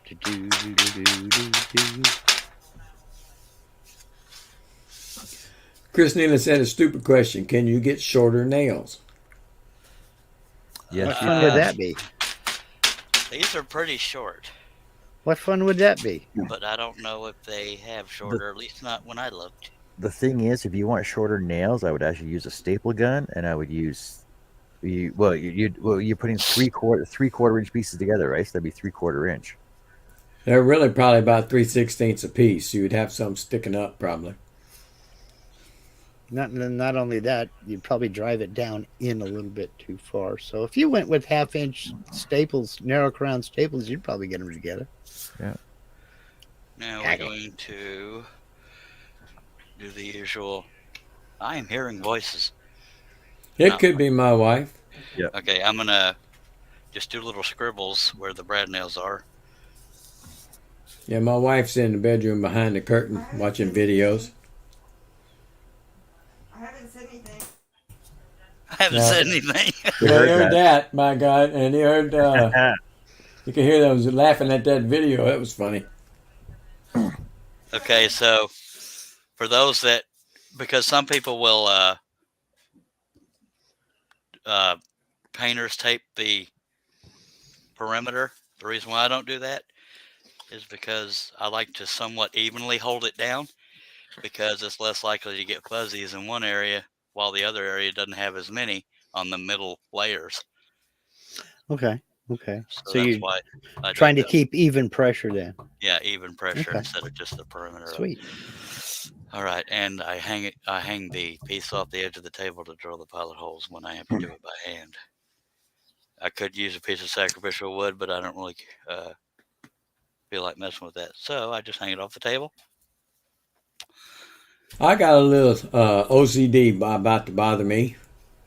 That little piece right down there, that little flap at the bottom that sticks out, that one, why don't you cut that off? Because I don't want to. I want to eat at you. And I mean, I just can't see why that would be there, and it just makes no sense for it to be there. And my OCD kicked in on that. You know why that happened? Is the capacity of the saw. I just snapped it off instead of cutting it off. Okay. He was gonna cut it off until you said something. But the first cut I'm going to make is going to be the perimeter, so that flap won't be there. Ah, okay. That's why all the brad nails are interior instead of around the perimeter. You brought That you know of, Jerry. Good Lord. I know. That's why I didn't read it. And that wasn't a stupid question, Chris. At the time I looked, I couldn't find anything shorter. Nails, Brad.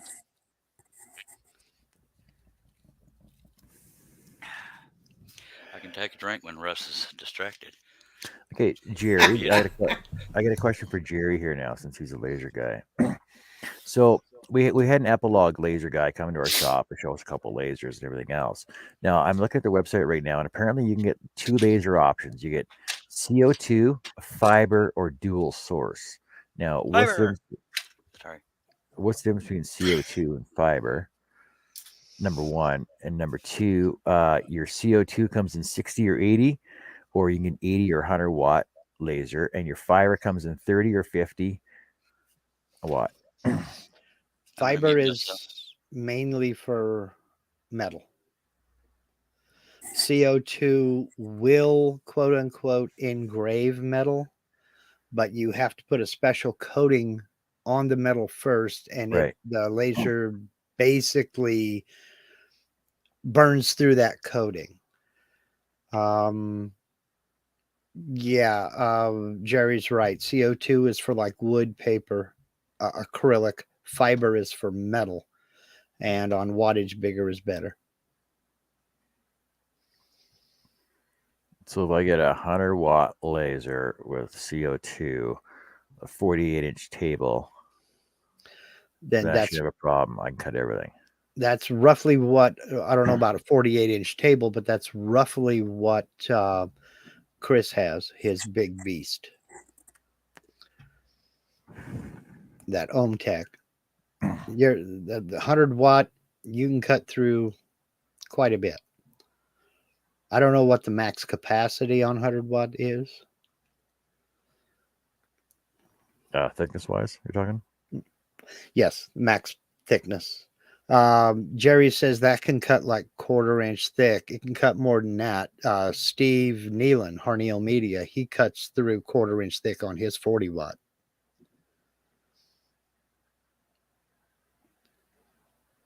A 100 watts pretty powerful. I do know the epilogues are pretty expensive, but they're pretty pricey. They are. They are very pricey. The one that was at the Houston Woodworking Show was a small unit, but they were looking. The guys next to him told me he was asking about $20,000 for it. Yeah, you pay for them. Yeah, I do know they're Canadian made, and their service is impeccable. Apparently. Well, they're a good piece of machinery, but by God, that's expensive. You only ones that can really afford something like that and would be production people. They're really making it. Yeah, making money. Like trophy shops, things like that. Yeah, they really, really could use it. Yeah. Mm-hmm. So. Yeah, Jerry says I can cut a 1/4 inch thick in a single pass. Single pass, okay, yeah. Mm-hmm. Amber alert.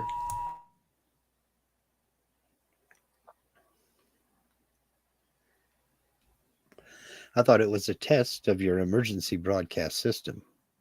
This is only a test. Kids nowadays don't know what that is.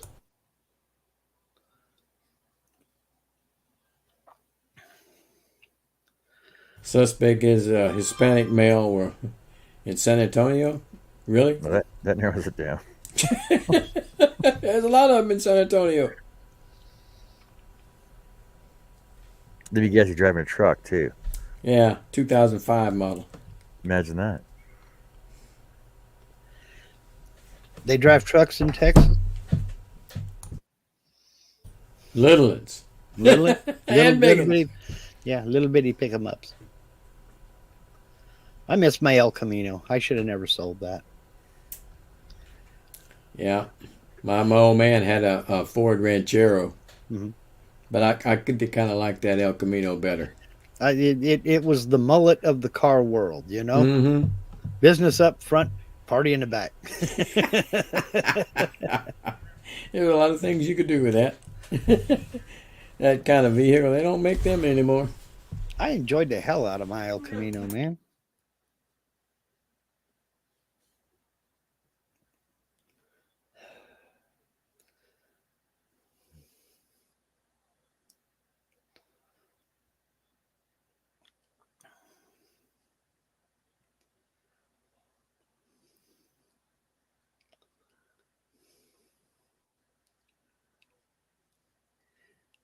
EB drilling. There you go, Chris.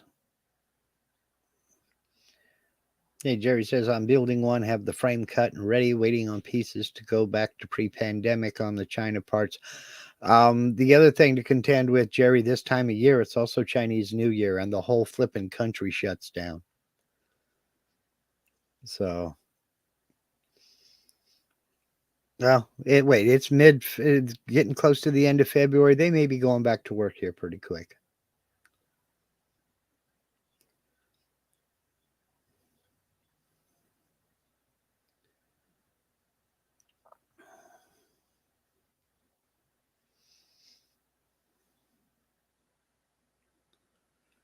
Yeah, they closed down for like an entire month.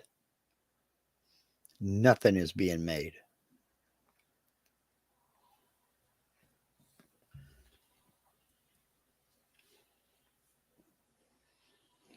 I clamp it down and try to hold the giggles, John. I clamp it down when my arm's getting tired, so I can two-hand it.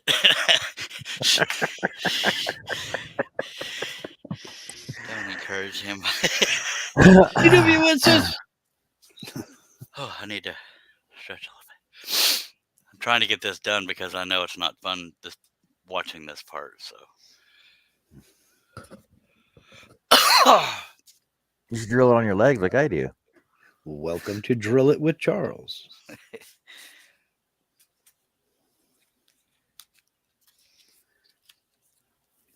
Drill it, don't grill it. Yep. I didn't drill that pilot hole.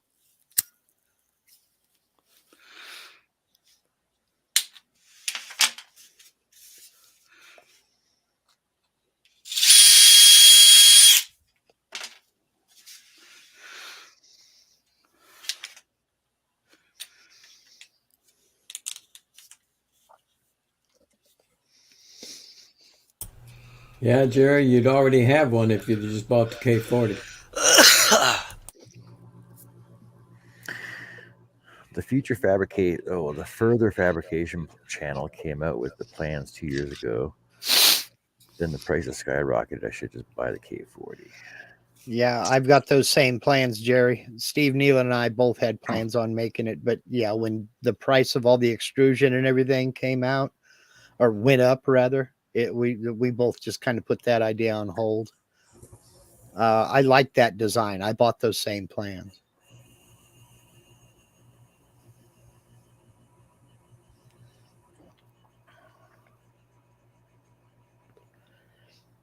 This is Charles. See Charles drill. Drill, Charles, drill.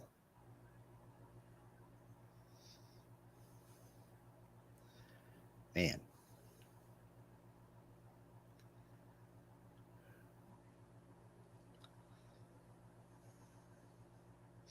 Now, John, you don't drill all your entry holes at the same time. You do a few and then cut them and then come back and do a few more and cut them. Is that right? Well, sometimes actually, yeah, usually, but it depends mostly what I'm doing. Like if I'm doing custom portraits, I'll drill as I'm going. Like I'll drill 3 or 4, then scroll 3 or 4, then I'll drill 3 or 4 more. Because the thing is, when I do my portraits, because they're all custom, I do the portrait the way I feel it needs to be done, rather than working off a pattern. Yeah. Okay. But I try and section them off when I scroll them though. But I usually start centered from center, interior to exterior, whereas Charles usually tries to go top to bottom or left to right. Okay. So that's just a case of different strokes for different folks, right? Pretty much, yeah. Yeah. Okay. Because like Charles is double fisting it, right? But I'm ambidextrous, so I could go both hands once in a while, right? So, do you know what the opposite of ambidextrous is? Monodextrous. Ambisinistrous. Means you kind of crap with both hands, you know. Don't neither one really work all that well. Yeah, exactly. Jerry says the K40 is small but still bigger than no laser. I suppose. True, but here lately, then again, it depends on what you want to do. I had my K40 just long enough to realize it's a lot of container for a very small work area, and I learned that it just wasn't big enough for anything that I wanted to engrave. Basically, you're looking at a piece of printer paper. If it's a piece of printer paper or smaller, you're golden. But if it's bigger than that, you're not gonna fit it into the case. But the thing is that if you're building your own laser, why wouldn't you just build as big a gantry and a table as you wanted to? That's the whole point of building one. I'm double checking to make sure I didn't miss any pilot holes. I almost never find them all. Well, you got a lot of little cuts in there to make, so I can't imagine you got every single skippy one of them. Well, I try See- to eyeball it as I'm going. Go ahead, John. Because I know, honestly, if I was to build my own laser and build my own CNC, I would do them all 4x8 regardless. Well, sorry, bigger than 4x8 so I can stick a 4x8 sheet into it. Now, how many times do you think you'd do that? Well, see, but the thing is that you could do multiple things of everything all at one time. So rather than sticking small little 8.5 by 11 sheets in all the time, because number one, you got to mill and Yeah, color your stock down I understand. anyway. So rather than doing that, you basically pattern it all and just cut it all at once. That way you can get 40 of whatever done for production stock, right? Well, if you're doing production, then yes, I can see that. Sorry to interrupt the laser show. I'm going to scrape off the blowouts from the drill. We're And- talking CNCs though. Okay, now that's just a painter's guard, right? Yeah, I just needed something. Just an John, edge guard. Cover your ears, John. I needed something stiff to break off the Okay. the blowouts. You could use sandpaper if you want to, Okay. but in case any brads didn't get completely knocked down, I didn't want to tear up a bunch of sandpaper. Now, ordinarily, and I may still do it, I would hog out the holes with this to find all? the pilot holes quicker. But well, some people call it an ice pick, so I don't know. And I may still do that because this back of this wood's pretty fibrous. So never mind, I will be doing that. There's not 80,000 cuts either. But I know that in order to reduce blowout blowout on the back of your wood, I also drill on it sacrificial board as well. Yeah. This is just me talking here, but if there ain't 80,000 cuts, it ain't a Charles Deering pattern. Go ahead, your turn. I got nothing. No, I didn't drill my table, Josh. Go to your room. Charles was like, I drew it. It's my pattern. It's still a Charles Deering pattern. Yeah. Yeah, Jerry said he dropped his CNC down to 30 by 24. The 4x4 was a waste of time and space. Yeah, if you don't use it, and that's why I'm asking about how often you would use something that big, because I know 4 people who got 4x8 machines, and all 4 of them said if they had it to do all over again, they'd have got a 4x4 because they ended up with the world's most expensive assembly table. They just don't use it, you know. No, that's more for production than one-offs. Now, a 4x4, you can also tile the tool paths. So, you know, See, if you got something longer than 48, fine. Like for example, if I was to do another layered gardenia or a layered hummingbird and I had a laser, then I could, basically it would be 3 feet wide, 3x3. Then I can do, 4 or I could do 2 at the same time on a 3x3 flat bed, right? Yeah. because of all the different layers that would go onto it. Right. And that way, it's so hard to see on fibrous wood. Every now and then, it's hard to find the pilot holes. So I'm having to feel them. That way, I could, do more, tactically more production stuff. And the thing is that I could still, my scroll saw would still be used regardless. Yeah. Well, on a big something like that, because like some of these big $8,000, $9,000, $10,000 lasers, they're not that big anyway. I mean, I don't know what the Chris is, what his 100-watt laser is, what size it is. 20 by 28 is bed size, I think. Yeah. So it's not that big. I think Chris might have too much money. Hey, business is good. Yep.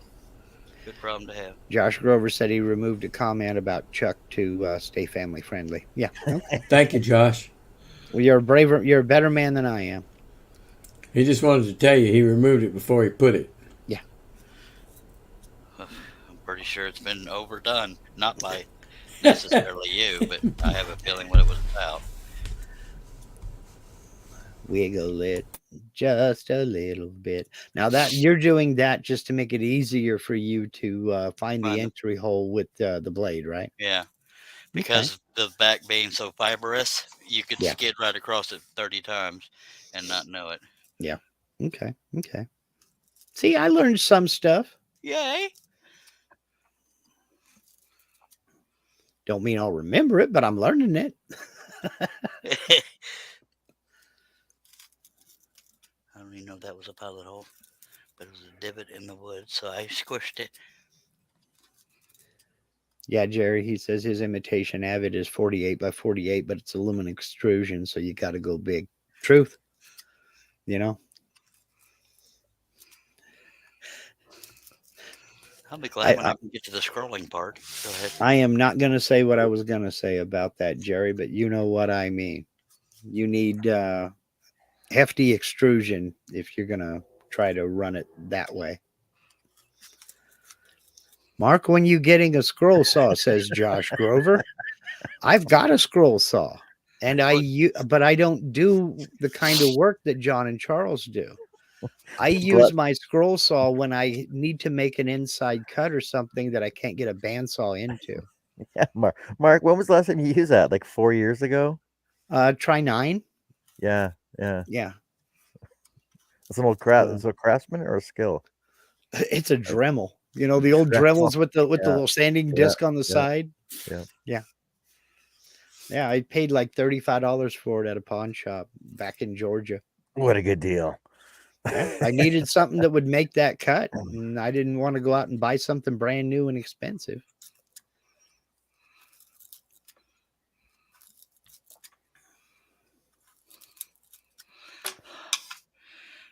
Arms are tired. Yeah, really. By the time you get to scrolling, it'll be like taking a break. Yeah. That's why I can't wait to get back to scrolling.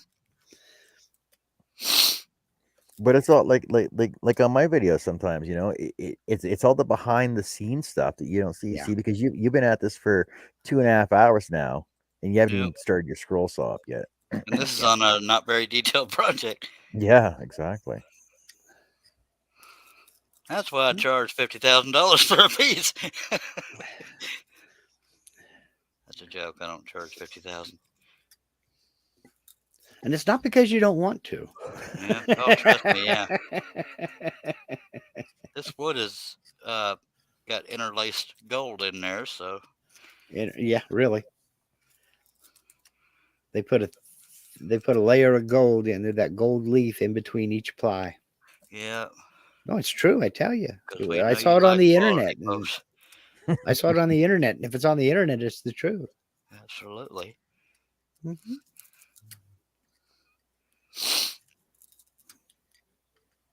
Somebody started a rumor on the internet that my work is priceless. Hurry. I can't say it any louder or they'll hear me. The extrusions are 40 by 80. They are basically Avid parts. Well, I don't know. If I missed any, I'll go back and get them. We are ready to scroll. Thank you, Jeebus, or whoever's in charge of scrolling. Scroll on. Okay, first thing I'm going to cut is the perimeter. That's the outside for you Aggies. Oh. 2 minutes in the penalty box. Nancy says that happens with my crochet projects. People don't see all the work that goes into it and get surprised at the prices. Absolutely, Nancy. My wife is a knitter, spinner, weaver, all that stuff. She does everything but raise the sheep because I had to put my foot down somewhere. I got to go turn on the dust collector. All right. I didn't want to do that earlier because trying to talk over it. Yeah. Hello, okay. What's your face? Herb. Here's a little known fact for a lot of people out there. Apparently, Saint Wolfgang of Regensburg is the venerated patron saint of carpenters and woodcarvers. Saint Wolf? Saint Wolfgang of Regensburg. Okay. I'll have to look it up. I've been to Regensburg. It means rain town. Apparently, he can be invoked against internal bleeding, paralysis, stomach disease, and strokes. Oh, I remember that. Yeah, Nancy, my wife, she'll sit in a doctor's office or something like that while I'm back there getting whatever work I need done, and she'll knit. She'll work on a pair of socks or something like that. People will ask her, "How much would you charge me for a pair of socks?" And she has to say, "You can't afford it." Because how do you charge somebody if you got 40 hours into a pair of socks? How do you charge somebody for that? You know? So, Okay. okay, Russ. Russ says he's got to go. All right, Russ. Thank you for being here right up to the scrolling.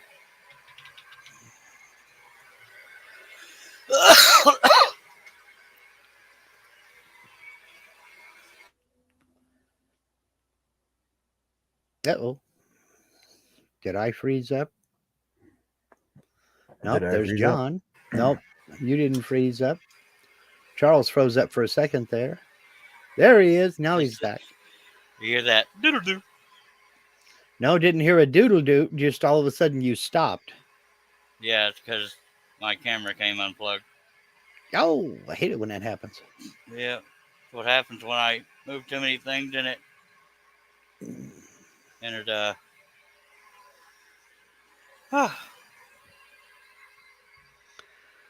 Josh says, okay, time for scrolling. Just refilled his drink.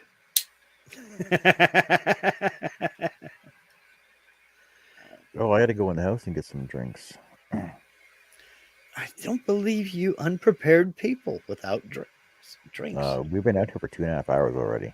I've been in here since 5 o'clock this evening, which is 4 hours ago. So, yeah.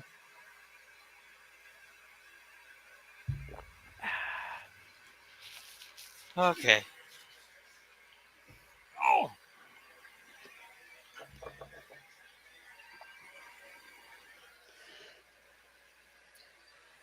Now, Oh. how do you decide which cut you're going to make first? What's your decision-making process on this? Are you I always looking? start with the eyes. You If always it's an start animal with or the eye. person or anything with eyes, but I'm Okay. on the standalone like this, I'm doing the perimeter first. Okay. Okay. And triple stacking is gonna take a little longer because you have to cut slower because the resistance is higher. I'm out of breath because I've been trying to move fast, so people didn't have to sit around and wait on me. Well, you're worth it. Thank you. Welcome. Okay. Any particular reason why you start with the eyes? Is that just personal preference, or? Well, on a person, I start with the eyes because if it doesn't look like them and I break something, I will not have done all the clothes and this and that. Gotcha. And then I break the eye, and then I did all that work for nothing. So I start with the recognizable parts, even though this horse is not a celebrity. unless this video goes viral for some of the giggle comments. We don't know if it had a career long before it posed for that photo. Okay, I gotta catch my breath a little bit, and then we'll get going here. Okay. Josh Grover says, where to start? The first hole you find. Yep. Yeah.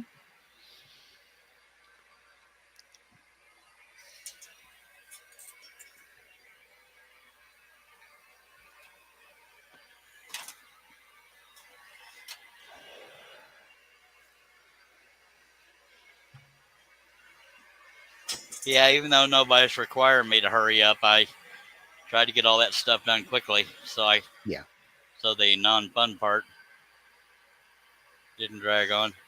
Well, but now people have kind of an eye for an idea about what it takes before you make your first cut. Yeah, that being said, John uses press and seal. A lot of other people use spray adhesive on the pattern and directly on the wood. So the prep process doesn't take near as long, except for the drilling and the hole hogging, unless you don't give a crap about hole hogging. Okay. Hello, John. Okay, I gotta go inside and get a couple. I'll get some drink. I'll be right back. All right. All right. Sorry. Here's a question, Josh. So when cutting outline, do you cut the line or sand to the line? I cut as close to. No, I have not, Jerry. and because I'd be guessing where all it goes. Because, like in a case like this, it's all being brad nailed together on the interior, and if I don't pick the right spot on the interior, then I stuck an area together that wasn't supposed to be. I get very close to the line, and with a 1-inch belt sander, I will creep up to the line if I came off of it a little bit. But now on a horse, the edges are relatively smooth. On like a tiger, they're jagged, so you don't have to worry about that. But if it looks like he has a big old cyst or something, then I'll sand it off. But other than that, I just sand it. Okay. Yeah. I don't know. I think on something like that, I would be a little nervous to use double-sided tape because I would imagine it'd be fairly easy to break some of those thin strips in there. Well, like even in an open area, you might actually, because you want that double-sided tape to be in the waist area, but you'd have to use a little giblets of double-sided tape. To me, it's more trouble than it's worth, but if it works for somebody else, by God, go for it. Now, the hardest part of this whole perimeter is going to be the mane and the tail because you got the little sharp things. Yeah. I say hard, but more time consuming than just going along. But it's... Yeah.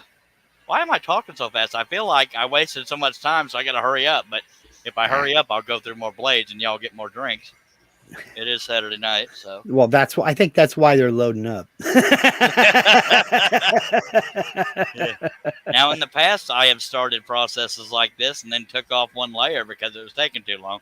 Hopefully, that doesn't happen again because I'll have to mess with the brad nails. Yeah. As far as hammering them down. Yeah. Okay. Perimeter. The parameter. Poor Russ is going to miss his wonky piece getting cut off. That's okay. His wonky piece? Wonky piece. Oh, that tab. Yeah. Yeah. That's a technical term, the wonky piece. Okay. I should have known. Boy, where'd you go, Robin? John went to go get more drinks.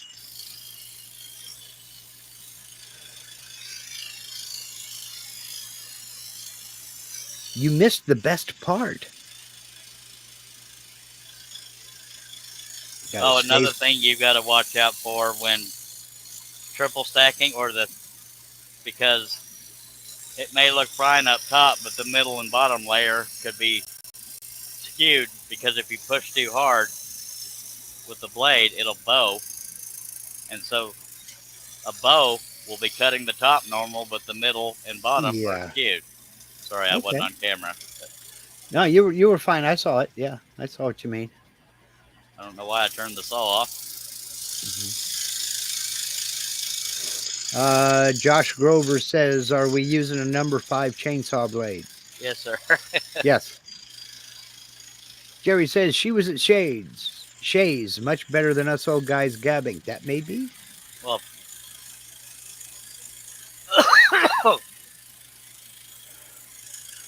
Nancy says, prettier than I am. Nancy says, I had a rough night last night, so I didn't get up till 1 p.m. Oh, wow. So not really ready for bed yet. I hear you. I actually slept at night for once. I went to bed around midnight, woke up around 8 a.m. But then I was tired a few hours later. I was asleep at 10 o'clock and up at 5 this morning, same as normal.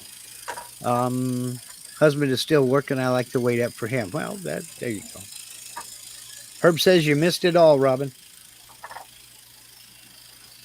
She said, what did I miss? I can scroll up. I'll go ahead, but it was all verbal.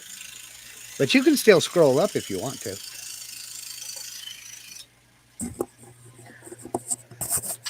Sure, it's cold out there. John corrected me on my Canadian geography. And I needed it because I got confusicated. But other than that, you didn't miss much. Hey, how come I can see Robin now? So Must be the drinks. What's that? You mean versus the past? No, because there was comments over on YouTube that I could see her over there, but she wasn't showing up on StreamYard. Now she's on it. Now I can see her on StreamYard. Because I figured out how to fix that by unblocking her from my phone. Ah. I don't know why it had to be done that way, but that's lovely technology. Yeah.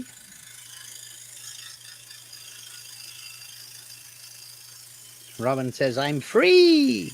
Well, Free falling. I'm not free. Falling. I'm not free, but I can be had. I'm expensive. I ain't free, but I am cheap. Yeah. No, I'm not cheap. I'm frugal. No, not frugal. I'm cheap. economical. Frugal sounds like a dirty word. I'm sorry. I know. Frugal. So does freckle. Say it to yourself a couple of times. I think it's dirtier every time you say it. You're such a frugaler. Yeah.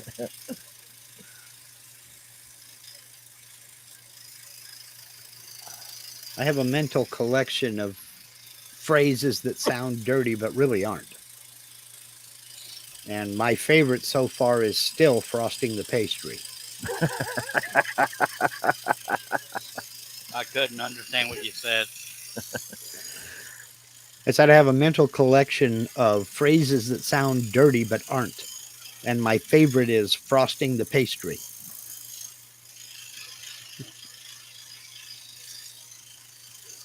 That's the equivalent of a Billy dad joke. Yeah. Skiing down Mount Baldy is right up there too.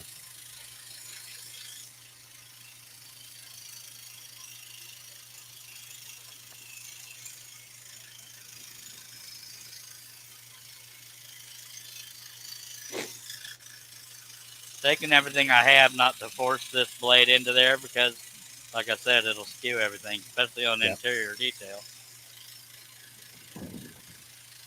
Yeah, you get done and the bottom pieces or the middle piece is half inch bigger than the rest of them. Yeah.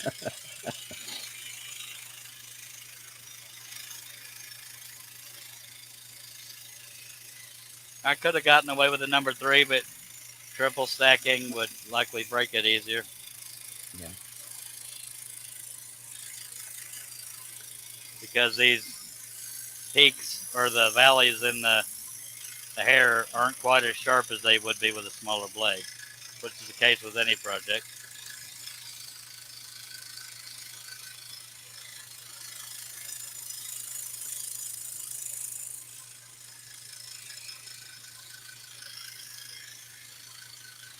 Got 18 people watching. If you got any comments or questions, junk them on out there. Yeah. And if you're not subscribed, I hope you consider it. And please slap up that thumb. Go ahead. Any questions, comments, throw them in the chat out there. We'll be sure to answer them for you. Why am I having trouble hearing everybody? Because your saw's on now. Yeah, turn your volume up. Yeah, we haven't changed anything. We've been talking the same we were before. You got the sound of the saw, the wood, the dust collector, all that nifty stuff. Yeah, because everything's at 100%, so. Oh, well. So, going along the same lines as odd phrases that sound bad, what are the weirdest names of towns that you know of that sound really bad too, though? Weirdest names of towns? Yeah. Well, this is the Pacific Northwest, and we've got a lot of native language names around here. There's some weird road names. We have one, Jump Off Joe Creek is the name of a creek. I don't know why, but Jump Off Joe Creek. But the two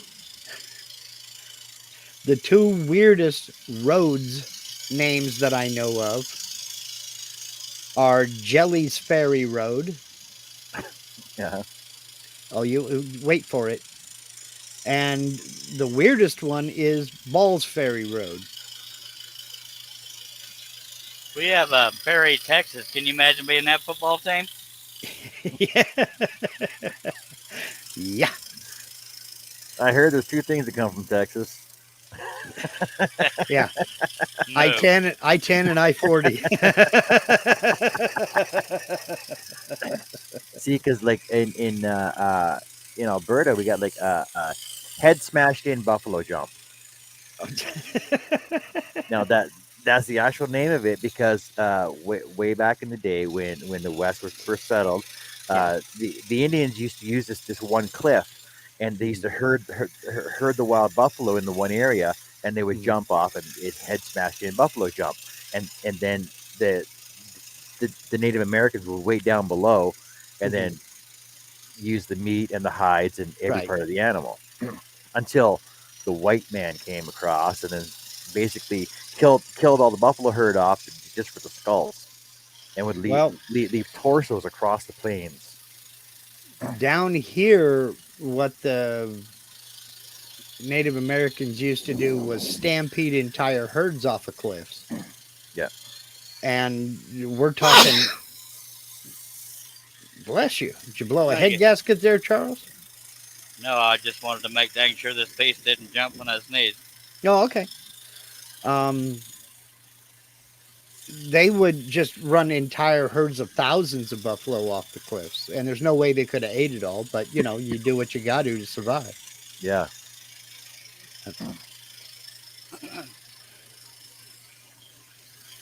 Because like we got like Newfoundland is famous for its weird names, basically, of towns, right? Because like they got like Quiddy Vitty. Okay. It probably translates to something different, but you know people think of Goobies. Goobies. Cowhead. Witless Bay. Witless Bay. Okay. Yeah. I can't imagine they're very smart there. Come by Chance. Come by Chance, Newfoundland. Redhead Cove. Well, blow me down. We have Truth or Consequences, New Mexico. We got I know there's Paradise in Nova Scotia because I used to see my rearview mirror all the time when I drove past it. Yeah. But the topper on the cake in Newfoundland is Dildo, Newfoundland.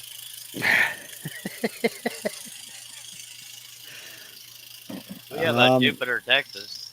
Jupiter, Texas, yeah. Let's see. Kev's Craft says Hell, Michigan, and Climax, Michigan. Shay's got naughty. Come and go gas station. Come and go gas stations, yeah. Hello, Shay. There's a little town in Kentucky called Stamping Grounds, and it was named Stamping Grounds because the buffalo used to come through. It was a mating ground, basically. And that's how they attracted mates, stamping the dirt, and then they'd urinate in it and roll in that and get all musky and everything to attract a mate. And it was right in this area. There's a place in southern Alberta. It's called Ribstone, and apparently the sandstone, basically that was there, are ground down from the buffalo rubbing their ribs against the stones to get their winter hides off, and it leaves all these rib marks in the rock, right? That's why they call it ribstone. Okay. Yeah. Okay. Man, other than the Native American names, there aren't a whole heck of a lot. I mean, there's a bunch, obviously. I want to say it's in Pennsylvania. There's a town called Intercourse. I may be wrong on the state, but I'm not wrong on the name of the town.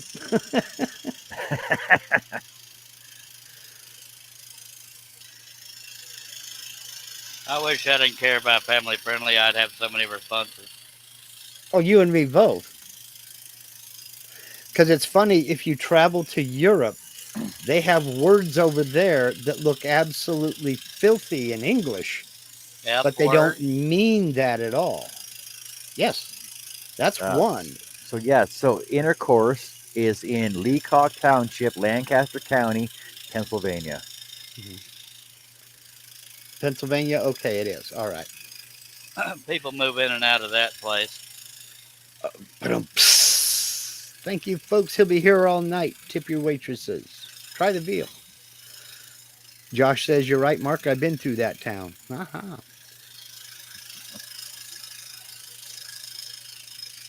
Spent a week there one afternoon.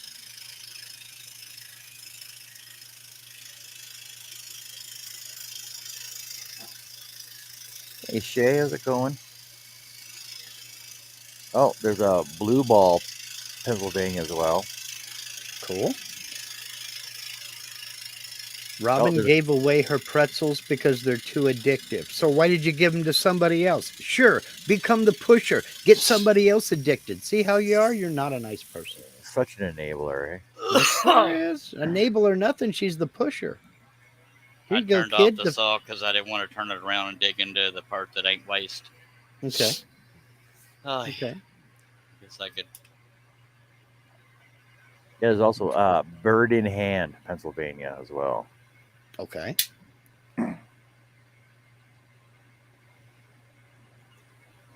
Gonna make me look it up. So 2 men were surveying the highway between Philadelphia and Lancaster, needing a place to stay. They found an inn, Simple Log Hut, quoted as saying, and stayed for the night. The inn became known as the Bird in Hand, giving the town the name. The sign outside the inn depicted the man holding a bird, which made it easy for travelers to find.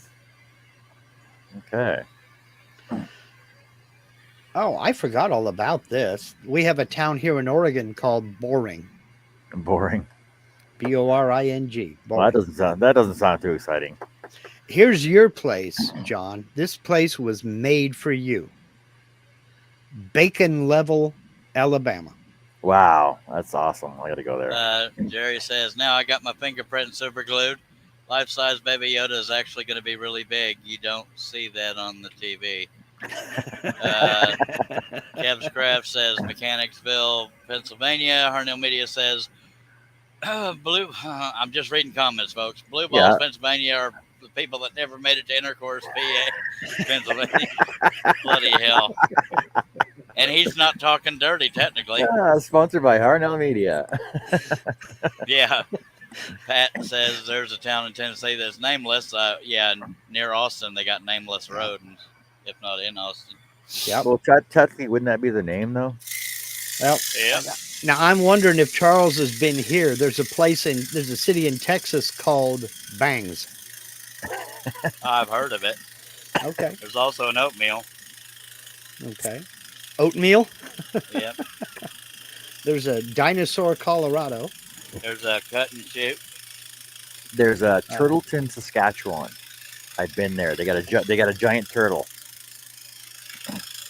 There's Concrete, Washington. This one is good. Why not? North Carolina. And it's spelled just like that. W-H-Y-N-O-T. Why not? There's a town in South Carolina called 96. 96. Hey, here you go, John. There's a town in Texas called Canadian. Really? Canadian, Texas, yes.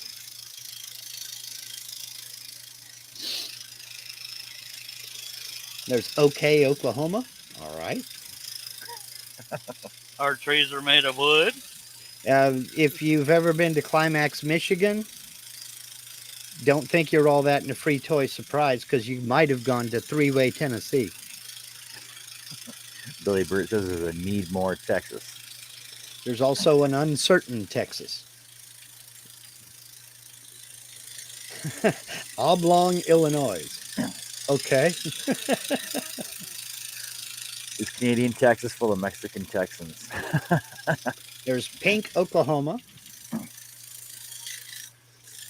There's a Hooker, Oklahoma. No trees, Texas.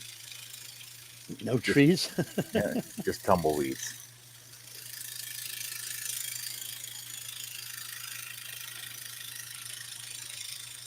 There's Accident, Maryland.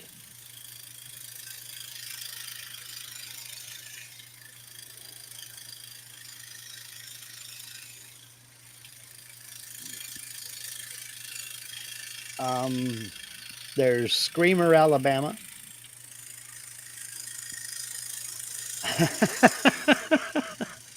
I like this one for some reason. Unalaska, Alaska.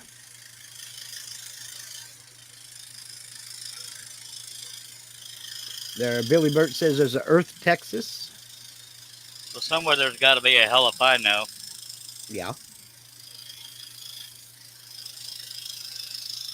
I do know that probably 40 minutes down the road is Peoria, Alberta. Jerry Brown, if you don't do that, you're just wasting everybody's time. He says he lives in Texas, so he wants a ranch, so he can name it Bacon. Bacon Ranch. Well, Russ wouldn't go Bacon there. Ranch.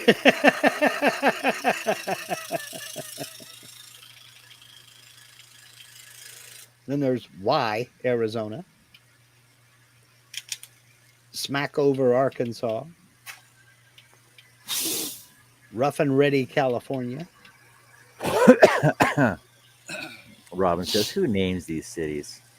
Oh, there's a town in Colorado called No Name for indecisive people. 2 Egg, Florida. Okay.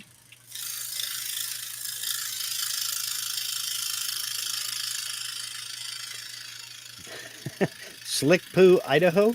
All right. Bloody hell. Yeah. Sandwich, Illinois. Gas, Kansas. Okay.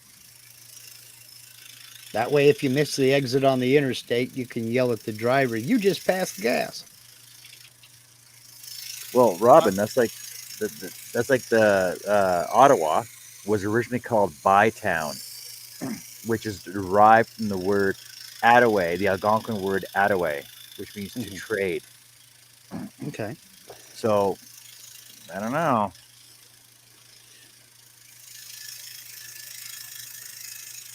Josh Grover says they make good sandwiches in Sandwich, Illinois. Robin wants to know, Charles, how come you're doing the outer part first? Less hangover. In my way, would. Okay. And Like he that doesn't tab drink. Russ so nicely pointed out. Bug Tussle, Kentucky. Make the piece smaller to deal with, Robin. You Need Us, Louisiana.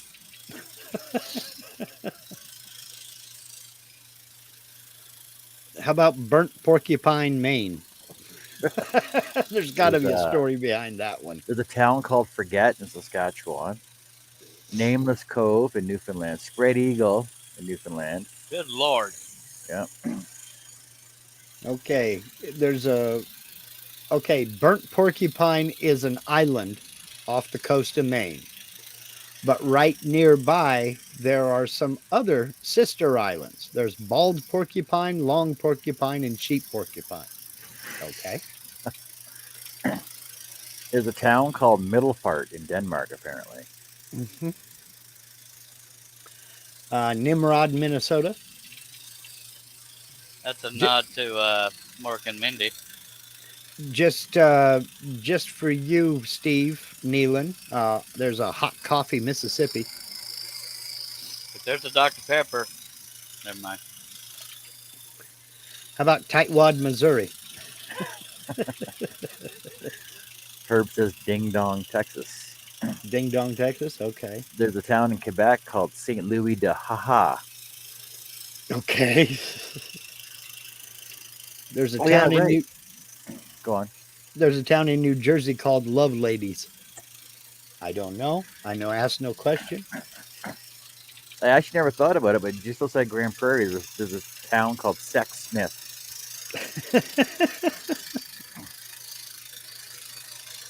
How about Knock'em Stiff, Ohio? Stoner, British Columbia. Climax, Wawa. Zigzag, Oregon.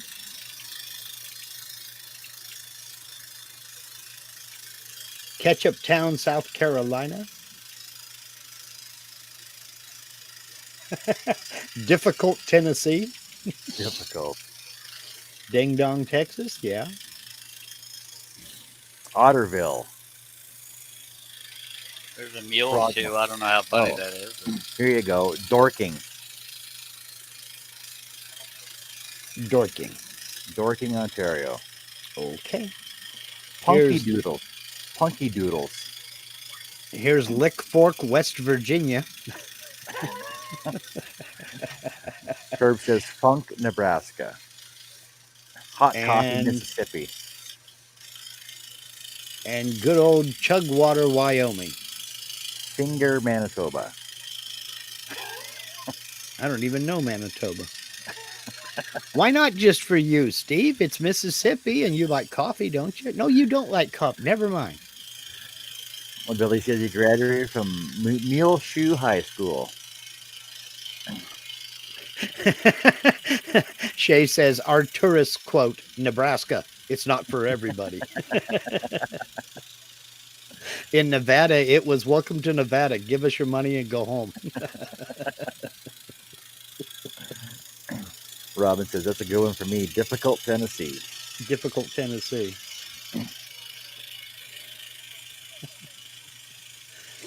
Hours and hours of fun here on the Squirrel Saw with Charles Deering show. Yeah, yeah. Yeah, yeah.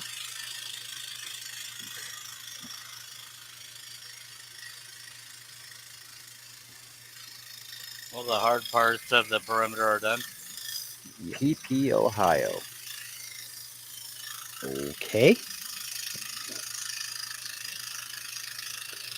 Billy Burt graduated from Mule Shoe High School. Well, all of the better people did, Billy.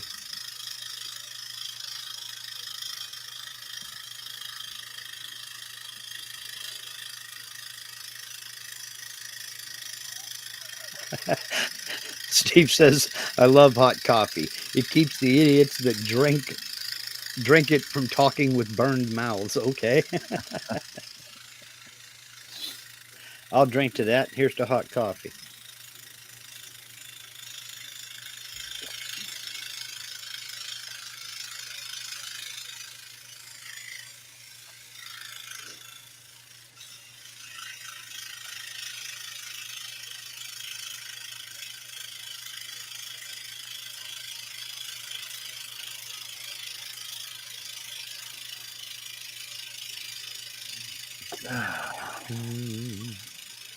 Well, we ran into that real fast.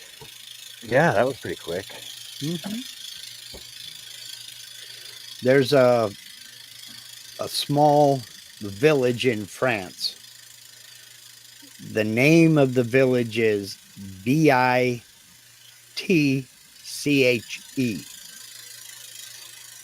And they're seriously considering changing the name of the village because people keep stealing the city signs as you come into town. So it's in France, though. I'm pretty sure it's pronounced beach. It's Like- Biche, yes, Yeah. but that doesn't mean that English speakers, I mean, it's right across the channel that people keep stealing their sign. We have a road in Gatesville called Lover's Lane. Mm-hmm. Yep. Do you know where it is, Charles? Huh? Do you know where it is? Yeah. You do you? Yeah. Billy says he thinks he overdid it today. Cut down about 41-inch diameter trees, 6 to 10 foot tall. My back is killing me. Wow.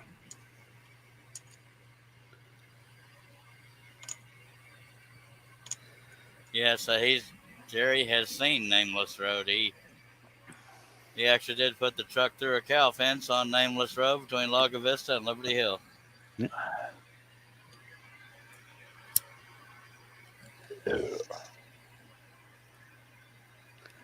Nebraska, it's not for everyone. I still like that. That's good. That's pretty funny. I appreciate everybody taking the time to be here. I know you got choices. Yes. But Steve Nealon says, should have used a saw, Billy. Works better than your back. Well, that was a rare dad joke from Steve. They're not as rare as you think, Charles. Well, I want to keep my website. Just kidding. Owner said happens all the time, then let me go after I fixed his fence. Well, you did fix the fence. It's not like you tried to skate away. Was it a sharp turn or something? I don't know. Billy says I use large pruning shears with long handles. Yeah, that'll get the arms too.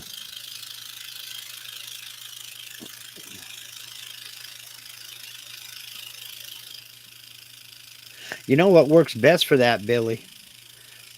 It's the high school kid next door that wants to earn $20.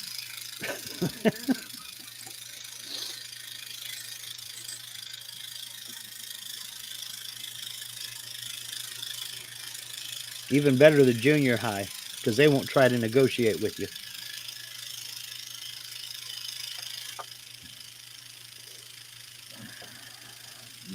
He says he used large pruning shears with long handles. Josh Grover is leaving us. Oh, no. Have a good night, Josh. Jerry says that fence is in a dip in the road on a curve on a rainy day, bald tires. My work truck was down in a loaner that day. Okay.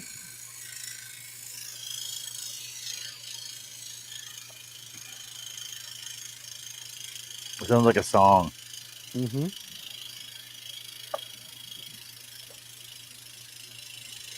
Work truck was down. I was driving a loaner. I didn't see the dip when I went around the corner. Bust through the cow fence. The farmer was pissed.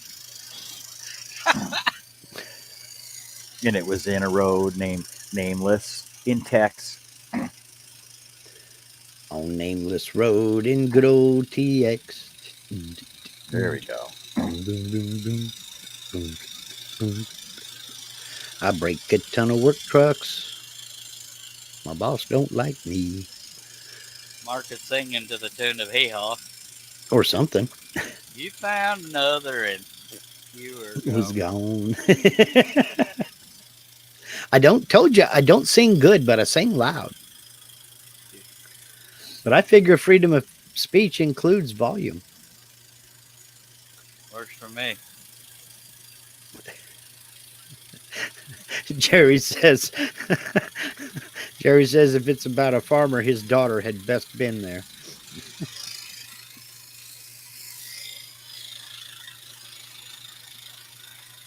Robin wants to know, did you get your finger unglued, Jerry? He glued himself to Baby Yoda a minute ago.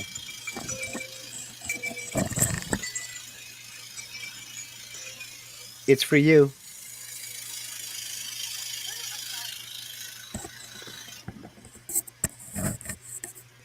Now Rush's precious tab is gone. Gotta mail it to him.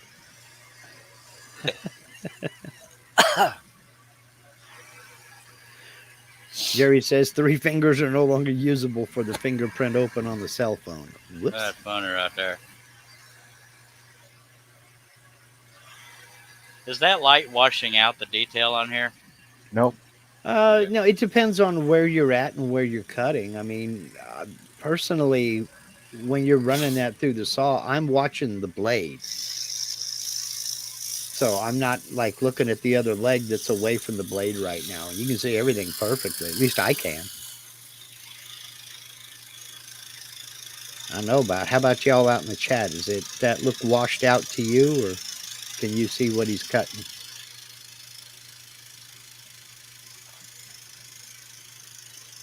Come on, I know you're out there. I can hear you breathing. Jerry says if it's about a farmer's daughter had been there.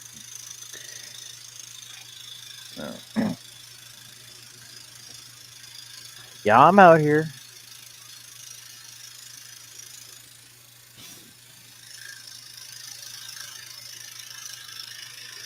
Jerry says it looks fine and clear. Last week the camera was iffy. Billy says looks good to me. Nancy says looks fine. Okay. Thank you.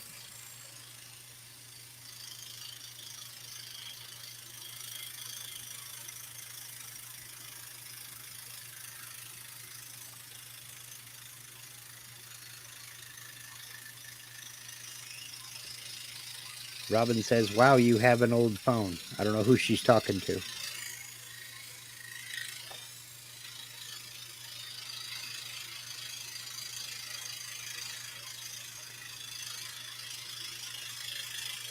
I have an even older phone, Robin. I have a iPhone 3. In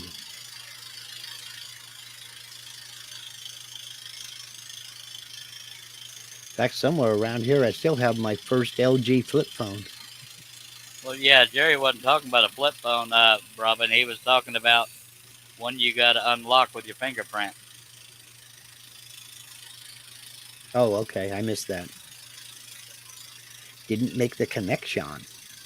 I think she assumed flip phone because he said fingerprint open, but that means unlock, actually. Well, for certain apps and stuff. Yeah. Or the phone itself. Yeah, Jerry says, I have a brick phone somewhere. Those things might be worth some money now. I don't know.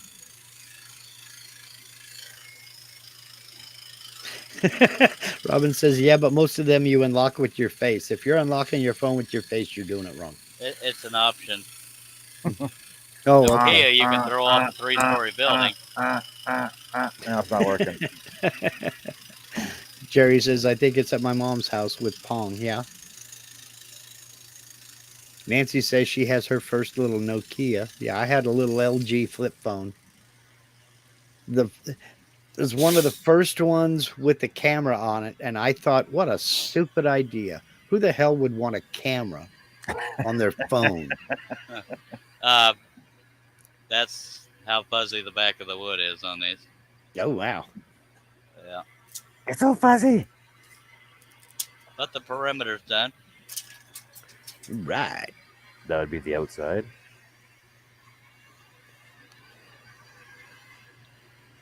Sweet. Yeah, I thought a camera on a phone was the stupidest thing in the world because at that time, this was really early on. You couldn't transfer the camera off of the phone. So you're looking at it in a little LCD screen that was the size of a postage stamp, and it wasn't worth a ding dong. So, oh, what a stupid idea!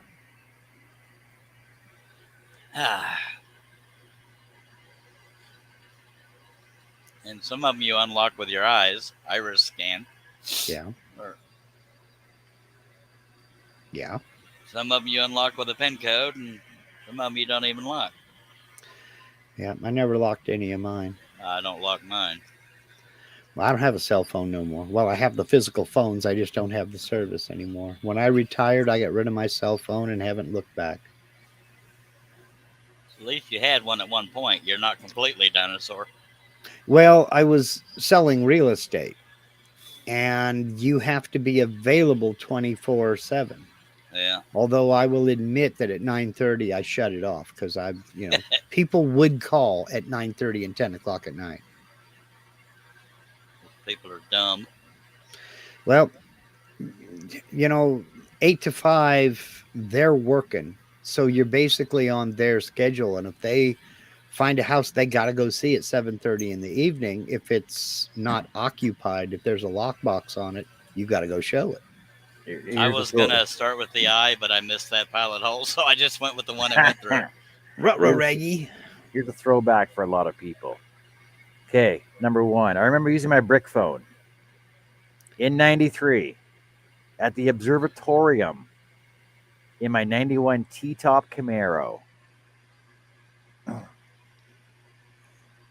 Can you get like any more Texas and 90s at the same time? I had a question though. What's an observatorium? Is Probably that like a close. planetarium? Kind of sort of like an observatory. Yeah. $8 a minute back then. Redunculous. Yes, it is.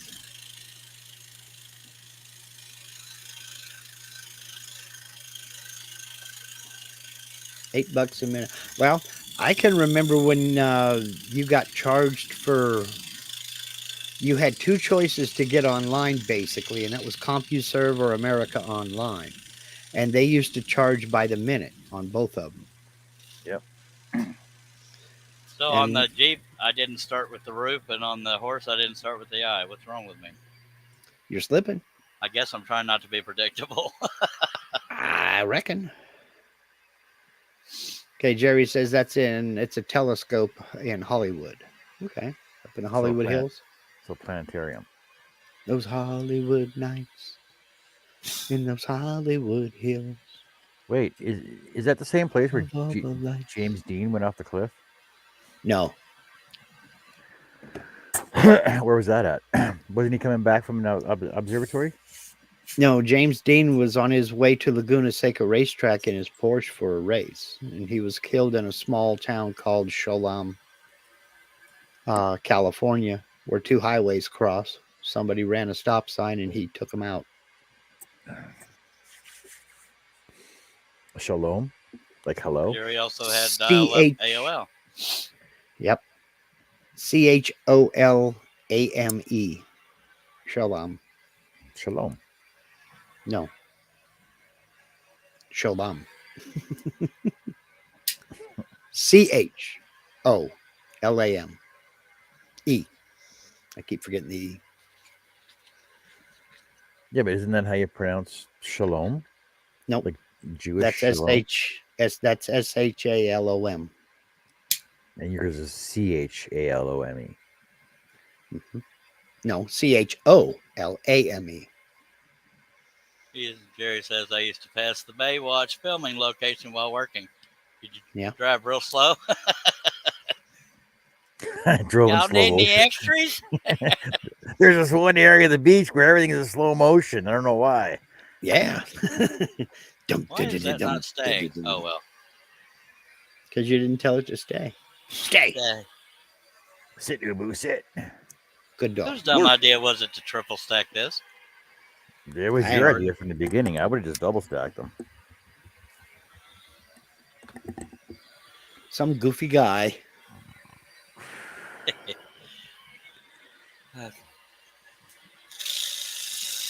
You know, you could always take one stack off. Then I'd have to mess with the brad nails. Wiggle, wiggle, wiggle. Wiggle it just a little bit.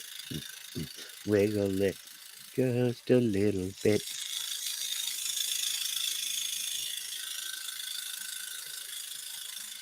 It was filming during off season. Okay.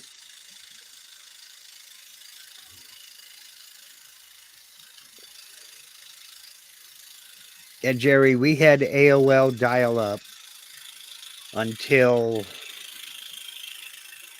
90. No, it was 2001. I'm going to save Cable us all internet. some trouble and single stack it. No. It was 2001 when cable internet finally came to our area, and it was 4 meg service. And I dove on that faster than you could say boo. Trying to find something to pry it apart with. No. You should try a pry bar. I don't have one nearby. A screwdriver Because works, with too. the pilot holes drilled and the perimeter done, I could just lay the pattern on top of it if I need to redo it. Yeah. For all the orders that come flying in. Hey, good evening, Miss Denise. Denise just showed up. Hello, Denise. Hello, Denise B. Yeah, we had cable internet until 2006. We moved out to a smaller town. I asked, do we have cable out here? Yes. Then I called up the cable company and they said, oh, we have cable TV, but not cable internet. So guess who had to go back on dial-up until 2011? Grr. I'm checking to see if any brad nails stayed with the top layer. Now, are you going to scrape that down for the pilot holes or no? I should, but that's too much extra work. Okay, I just wondered if you trying to make had to this do go that. quicker, so okay, I'm surprised trying not to learn. one of the brad nails stayed. Oh well. Now to go much quicker. Because Billy wants to know why you took it apart. Because he likes faster horses. I wanted to get done quicker. Yeah. But the perimeter being done and all the pilot holes being drilled, all I got to do is lay this face down or just lay this on top of the pattern and just retrace it on the other two. You could just spray paint it too. Hey. Or if you're one of those weirdos that don't like paint, you can just spray it with clear and cut away the shiny bits. Trying to get a better angle with this camera. Who are you talking about? Nobody in particular.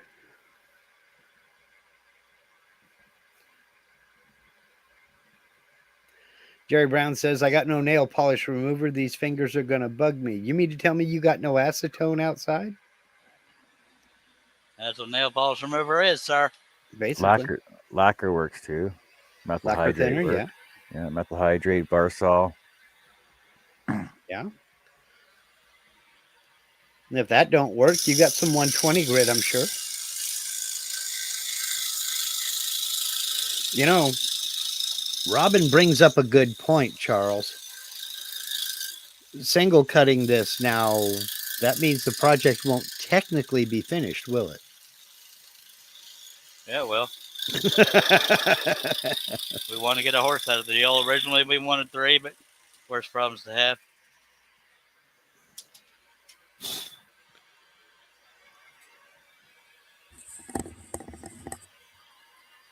It's not that I don't like the project. It was just taking longer than I wanted it to. Yep, that was going to be a long cut. Me even doing this project, I wanted to take a break from uber detailed pictures. Only a short break, though, because my next piece is going to be very ultra detailed. Uh-oh. One of my most detailed patterns. Uh-oh.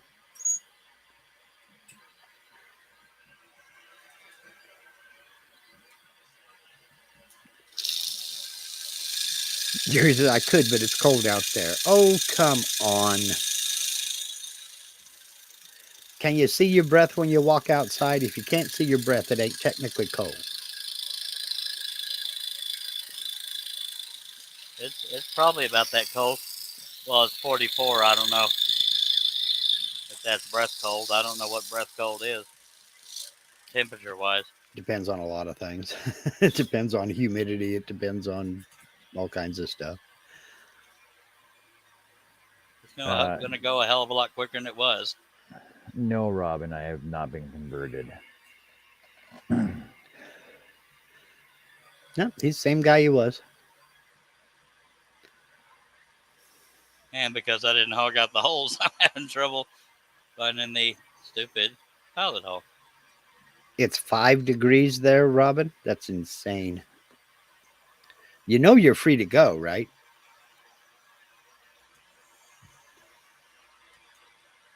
Bloody hell. Close your left eye. It's 46 here. That's 8 centigrade. At 10 o'clock at night. Well, 9:45. It's -4 Fahrenheit here. You're even worse. That's craziness. The hell did I do with my all? You should look for your ice pick. It's easier to find.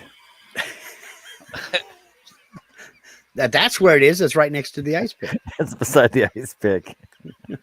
I just had it to do all that. What the hell did I do with it? It probably rolled Drop off on onto the the floor. Probably. I have whole weeks like that, Charles.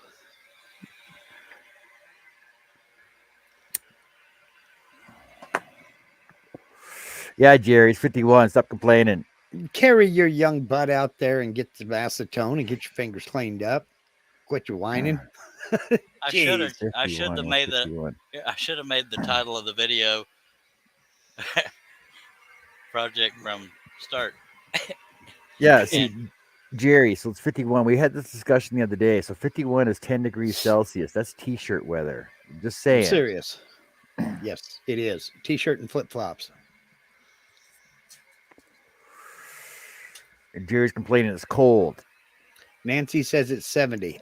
Excuse me, ma'am. This isn't the non-gloating section. But you know what? Go ahead. I'm sorry. No, I'm just pissed. I can't find my ice pick all thingy. So what you're saying? Where the hell did it go? So what you're saying is it's all or nothing.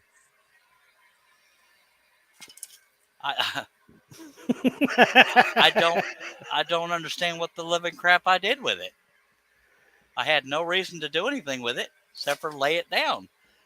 It had to have fallen off of something and gone somewhere. I thought I heard something fall. Did it roll under the table? Oh, the table, quite visible under the table, but there's nothing under there except for giblets of wood. Yeah, Nancy, I know you're not gloating. I was just yanking your leg there. We're the living hell. But I got to tell you, when we lived in Hawaii, I gloated every day. We went to Waikiki every Christmas just because we could. This is unbelievable.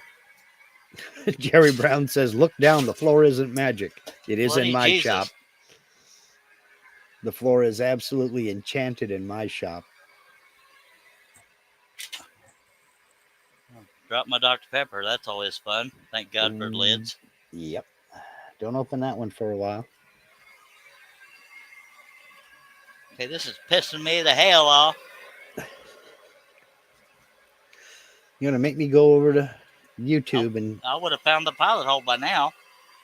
you're going to make me go over to YouTube and try to see what you did with that all, huh? Yeah.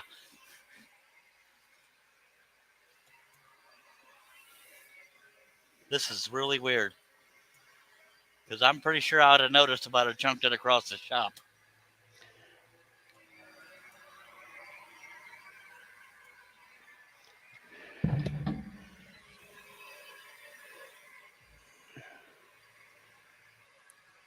I'm looking all over the floor. I do not see it. Okay, you set it down off to your right. My right. You set it off to your right. So it's probably hiding behind my laptop.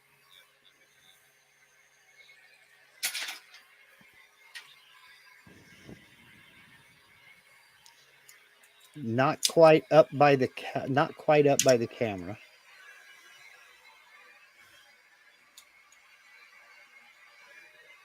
Found it. Found it? Yeah. Sweet. Usually I put things off to my left. That's why I was looking over there. No, I just need to clean my shop and organize. But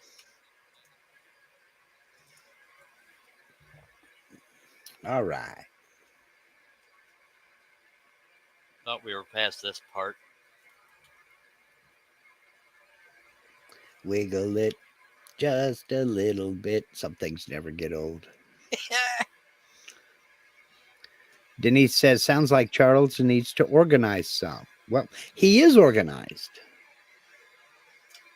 In a very chaotic way.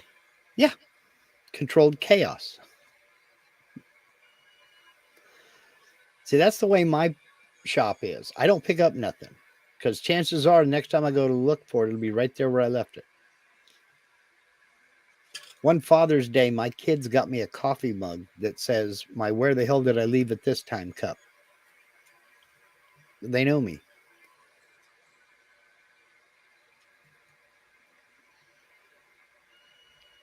I'm sorry that I'm having to redo this part, but the fibrous wood makes it really hard to find the pilot holes. Fibrous wood.